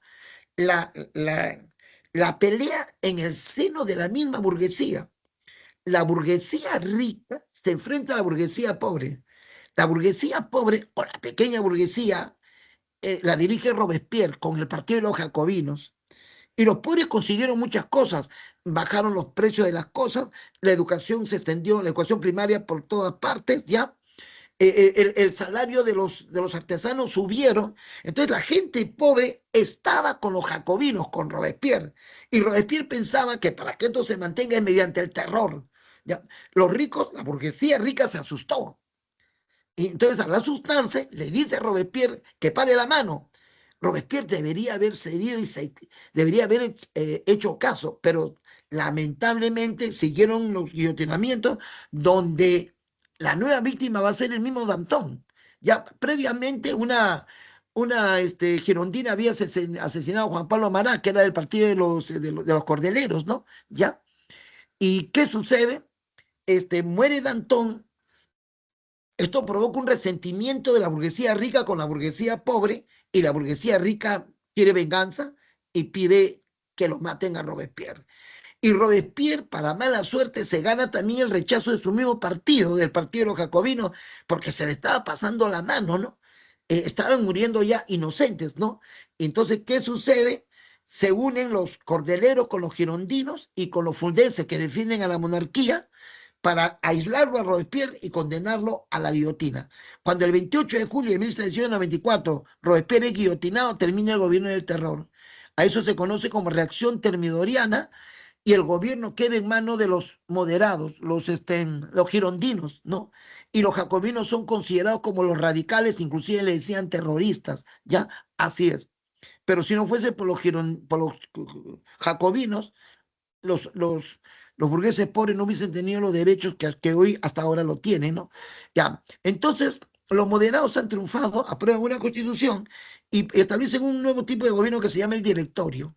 El directorio dura de 1795 a 1799, 4 años, que no es sino el gobierno de la burguesía moderada o la burguesía traidora, el gobierno de la burguesía rica, ¿me entiende? Porque la burguesía pobre que tuvo el poder por un año, tuvieron que cortarle la cabeza a su líder para que no tomen el poder. Entonces, a partir de ahí hasta ahora, la burguesía rica no deja que el pobre tome el poder hasta ahora. Eso se ve aquí en Perú, por eso que lo han metido preso a Castillo. Ya, así es, que aquí no vengan con que dio golpe de Estado, que es un burro, que no sabe hablar. Son argumentos de la oligarquía, ¿me entienden? La élite, la burguesía rica, no quiere que el pobre gobierne. Así es. Ya, y esto lo vamos a ver acá. Ya, ellos tienen el poder. Organizaron un poder ejecutivo con 5 directores, 5 miembros, y un poder legislativo integrado por 2 cámaras, Cámara de los 500 y Cámara de los Ancianos. Pero se tiene que defender a la monarquía, que quiere recuperar el poder. Y también le tienen miedo a los jacobinos. Entonces se van a amparar en un hombre que era considerado un genio militar. Este hombre es Napoleón Bonaparte. Y Napoleón termina siendo comandante del ejército francés. Entonces se dice que han derrotado a muchos países de la primera coalición, pero todavía queda Austria e Inglaterra. Y le encargan a Napoleón la tarea de acabar con ellos. Y Napoleón va a Italia y en 17 batallas le saca la mugre a los austriacos. Entonces la burguesía endiosa a Napoleón por esos triunfos. La burguesía rica, te digo. Napoleón pidió campaña en Egipto para cortar el comercio de Inglaterra con la India y triunfó. Entonces, triunfa Napoleón y regresa exitoso a París, pero con una idea clara, que él tiene que gobernar y no puede sostener a 5 mediocres que inclusive son corruptos y están robando la plata del Estado. Entonces Napoleón regresa a París con una idea clara. Él tiene al ejército que lo respalda, tiene la burguesía que asustada se refugia con ellos y el pueblo que también lo endiosa, ¿ya? Es así que Napoleón regresa a París y da el famoso golpe de Estado del 18 Brumario, exactamente el 9 de noviembre de 1799, implanta lo que se llama el consulado. Entonces Napoleón implanta el consulado, ¿no? Y se va a enfrentar a la segunda coalición, ¿ya? Controla, gobiernan 3 cónsules, ¿ya? Cierra los medios de prensa que lo atacan, no quiere oposición, ¿no? Era un genio militar, nadie le va a negar, pero también manejaba muy bien la política, ¿no? ¿Ya? ¿Y qué sucede? ¿No? Es así que Napoleón, en estos años del consulado, se prestigia más porque derrota a la segunda coalición en la batalla de Hohenlinden. Hohenlinden vence a los prusiacos, o sea, a los alemanes, y en la batalla de Marengo a los austriacos. Ya. Pero como él representa a la burguesía moderada o la burguesía traidora que te he dicho, pacta con la Iglesia Católica en el concordato de 1801, se llama Concordato de Worms también, ya Concordato de Worms de 1801, donde le devuelve todos sus bienes a la Iglesia. Cuando la burguesía era revolucionaria, a la Iglesia le quitó todo. Pero como la burguesía necesita de la Iglesia, ¿para qué? Para controlar a los pobres, ¿me entienden? Ya Napoleón pacta con la Iglesia Católica, devolviéndole todos sus bienes a la Iglesia Católica. ¿Me entienden? Esa es una traición de la burguesía. Mira que la burguesía fue revolucionaria, era anticlerical. Hoy no. Hoy pacta, hoy negocia. Napoleón derrota a los ingleses y les humilla firmando la paz de Amiens, ¿ya? Es así, pone fin, como se dice, a la segunda coalición europea, ¿no? Le quita la ira de Mónaco. Los franceses están orgullosos de Napoleón y Napoleón promulga el primer código civil de la historia, el Código Civil de 1804, donde se legaliza todas las grandes reivindicaciones que la revolución han conseguido: el sistema métrico decimal, la educación primaria gratuita y obligatoria, la abolición de la servidumbre. Entonces, Napoleón se gana el cariño del pueblo, ¿no? Y dicho sea de paso, ¿no? Napoleón tiene el apoyo de la burguesía, tiene el control de toda la Fuerza Armada, es el hombre indiscutible y aprovecha ese momento para convertirse en emperador. Y la burguesía se la permitió, porque le hubiese dicho: ¿qué pasa, Napoleón? ¿Qué es eso? La revolución es republicana y democrática. Napoleón simplemente aprovechó el momento, ¿no? ¿Ya? Y se corona emperador el 2 de diciembre de 1804, ¿ya? Así es, ¿ya?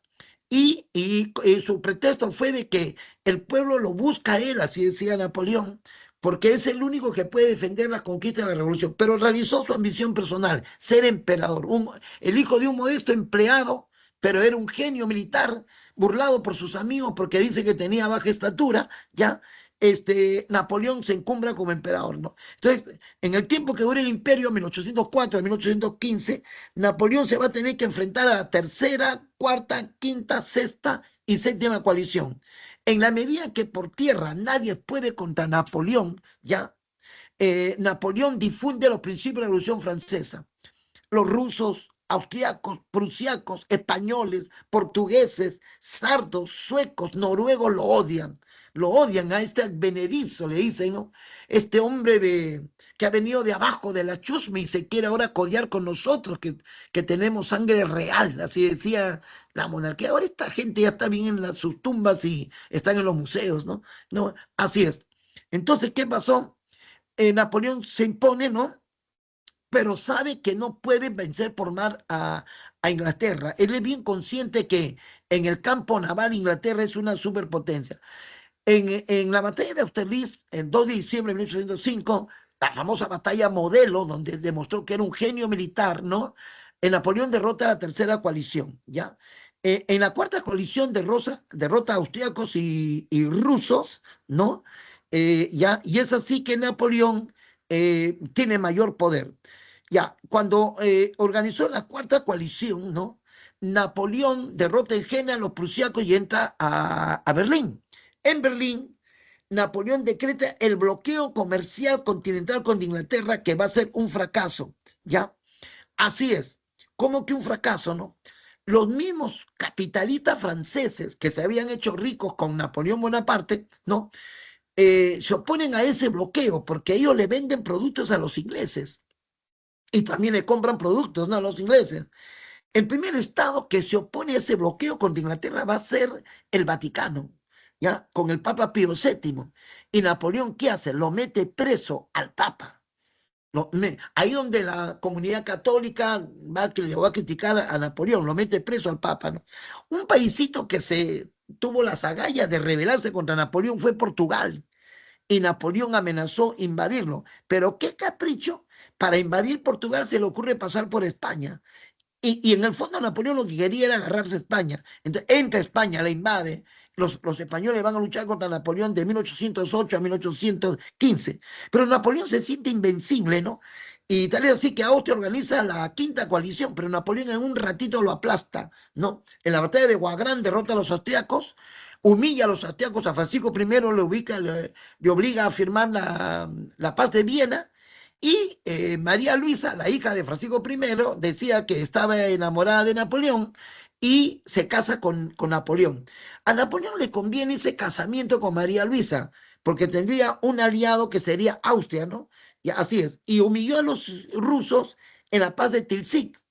Cuando ve que los rusos no cumplían con la paz de Tilsit, Napoleón decide, en su afán de controlar toda Europa, y todavía España no se rendía, España le hacía la pelea, Napoleón decía hacer una campaña que va a ser la causa principal de su fracaso. ¿Cuál? La campaña militar a Rusia, la expedición a Rusia en 1812, donde el invierno lo traiciona, el invierno. Los rusos no le hicieron la pelea porque se escondían, retrocedían, no le hicieron la pelea. Napoleón se retira de Moscú y San Petersburgo, no, Napoleón se retira debido al invierno que de 400.000 hombres que llevó, solamente 18.000 regresaron. Regresa débil y la sexta coalición, o sea, toda Europa, lo derrota en la batalla de Leipzig, octubre de 1813, que va a hacer que lo capturen y lo lleven preso a la isla de Elba, lo tienen preso allí, ya. Es ahí que se reúnen los reyes para formar el Congreso de Viena, ¿no? Entonces, es así que el Congreso de Viena pone como rey de los franceses al hermano de Luis XVI, a Luis XVIII, pero el pueblo piensa que se ha vuelto nuevamente al antiguo régimen, ¿no?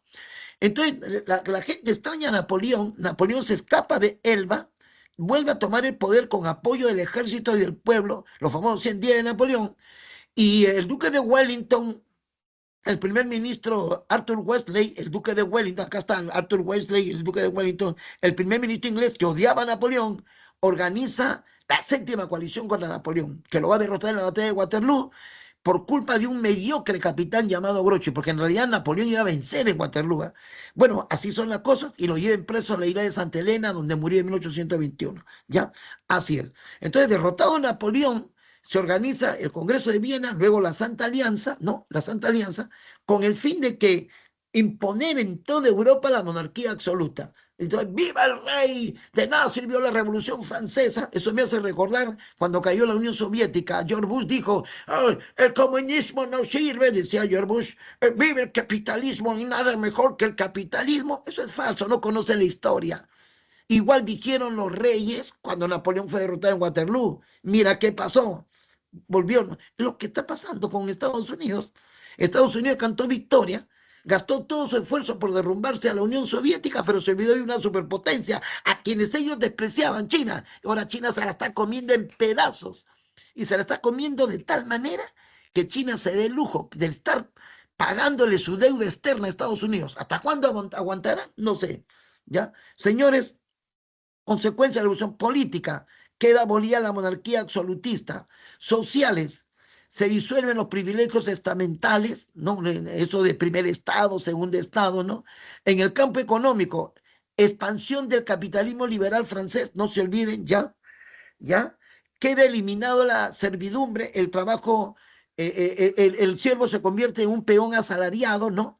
Se eliminan los derechos feudales de hacerle trabajar gratis al pobre campesino, todo eso queda eliminado, ¿no? Primera revolución industrial, ya. Entendemos como primera revolución industrial, primero, la primera revolución industrial se originó en Inglaterra, ya en 1760. Entendemos como primera revolución industrial a un proceso de transformación y cambios continuos en la economía, donde se evoluciona de la producción manufacturera a la producción industrial, donde hay un cambio. Mira, en Inglaterra, de producción manufacturera se evoluciona a producción industrial. ¿Gracias a qué? Gracias al avance de la ciencia y la tecnología, gracias a la aplicación de la ciencia y la tecnología. Mientras que no se hacían inventos tecnológicos, la producción manufacturera se hacía en talleres. Se hacía en talleres y se hacía con herramientas, ¿ya? Así es. Donde yo, el artesano que fabrico zapatos con mi familia, yo vendo los zapatos y producto de lo que vendo veo la ganancia para mi familia. No, correcto. Pero ahora, con las nuevas teorías, las nuevas tecnologías, ya se ha inventado la máquina. Y con la máquina han aparecido centros de producción que ya no son los pequeños tallercitos, sino son las fábricas, el sistema Fabril, los grandes locales donde desaparecen a mi taller, porque yo con mi tallercito de zapatos no puedo competir con la fábrica me destruye. Yo que fabrico pantalones no puedo competir con la fábrica. Entonces, arruinado, para no arruinarme, le voy a pedir trabajo a la fábrica como obrero, ¿no es cierto? ¿Ya? Entonces, mira, este cambio, ¿no? De producción manufacturera en talleres a producción industrial en fábricas, gracias a la ciencia y la tecnología, es lo que se conoce como revolución industrial. ¿Quién lo hizo? La burguesía inglesa. ¿Y por qué? Porque tuvo una clase industrial, una clase empresarial, una poderosa clase burguesa. ¿Por qué no lo hizo España? Si España y Portugal tenían capital acumulado, porque España no tenía clase industrial. Sus hombres ricos eran señores feudales, no tenían una clase burguesa poderosa, ¿ya? Entonces, si me dicen factores o causas que provocaron la primera revolución industrial, mira, primero, el gran capital acumulado en Inglaterra, que España también tuvo capital, por si acaso, y Portugal, ¿eh? Segundo, porque tenía una clase empresarial y burguesa, ¿ya? Tercero, por los cambios políticos donde permitió que la educación se vuelva educación pública. Y la educación pública permitió que la ciencia avance. Nace Newton y aparecen los grandes inventores, tecnologías agrícolas. No, James Watt inventa la máquina a vapor, llegó a inventar la máquina a vapor, ¿ya? Y esto hace que la población crezca. El crecimiento poblacional es otro factor, permite que los capitalistas, dueños de fábricas, tengan bastante mano de obra para que trabajen en sus fábricas, ¿ya? Aparte que Inglaterra era rico en materias primas, rico en algodón, rico en hierro y rico en carbón, que se van a convertir en industrias poderosas, ¿no? Ya surgen nuevas fuentes de energía como el carbón y el vapor, ¿ya? Así es, el capital acumulado, dije, y la expansión al mercado mundial, ¿no? A Europa les queda chico, por eso que tienen que buscar el mundo, ¿no? Ya, características, se originó en Inglaterra, innovaciones tecnológicas, no se olviden esto que voy a decirles, la máquina de vapor de James Watt, que permitió que Edmundo Cartwright invente el primer telar mecánico, John Grivers inventa la máquina bilar, Samuel Moore inventa el telégrafo, ¿ya? Richard Trevithick inventa la locomotora que va a ser profesional en 1814 por George Stephenson, ¿ya? Dos industrias importantes, la textil y la siderúrgica del hierro, ¿no?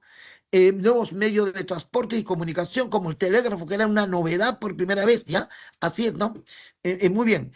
Señores, mire el barco a vapor inventado por el estadounidense Robert Fulton, la máquina de vapor, ya véanlo ustedes ahí, y la locomotora, consecuencia de la primera revolución industrial. La gente se va a buscar trabajo a la ciudad, migración del campo a la ciudad. La ciudad crece, crecimiento urbano. Como dije antes, la fábrica arruina a la producción industrial. Una característica, por favor, de la primera revolución industrial es el sistema maquinista y el sistema fabril. Otra característica, eso ténganlo muy en cuenta, que el capitalismo pasa a su segunda etapa, ¿no? Que se le va a llamar capitalismo industrial o capitalismo liberal, ¿ya?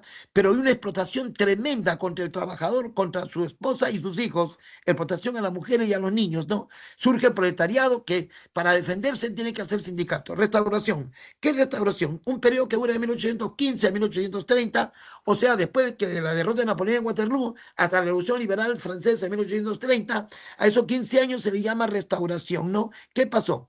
La restauración es un periodo en el cual vuelve nuevamente a la monarquía absoluta a través de dos instituciones, el Congreso de Viena y la Santa Alianza. Se combate todo lo que son ideas liberales, ¿no? Para acabar con todo lo que produjo la Revolución Francesa.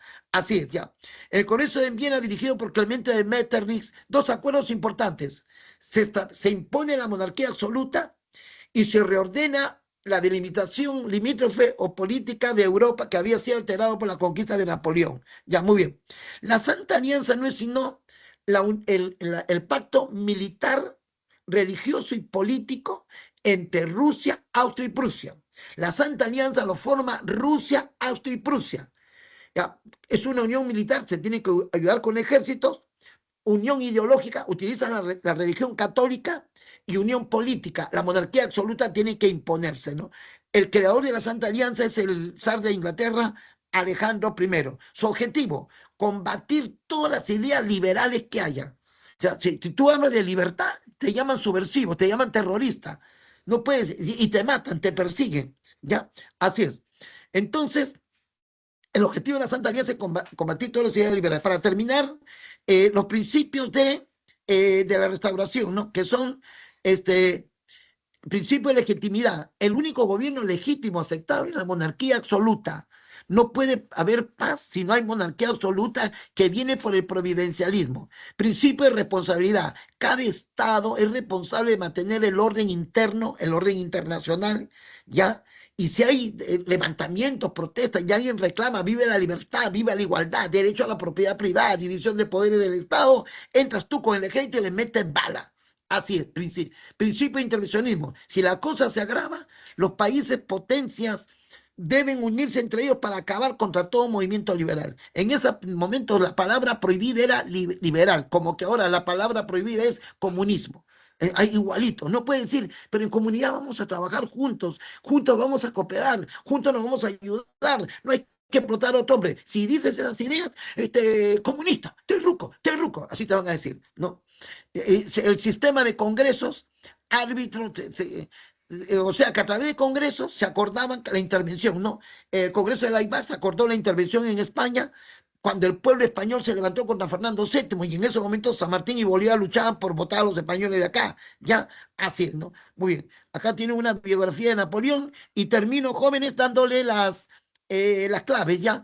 1, E de elefante, 2, C de casa, 3, E de elefante, 4, B de barco, 5, E de elefante. Ya, hasta aquí, jovencitos, hemos avanzado. Lean muy bien la separata.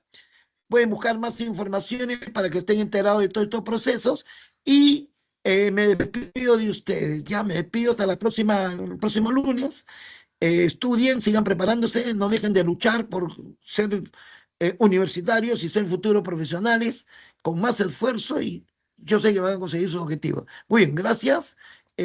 Hasta el próximo lunes. Cuídense bastante. Gracias, profe. Gracias, profesor. Gracias, profesor. Gracias, profesor. Ya, muy agradecido, señorita. Muchas gracias.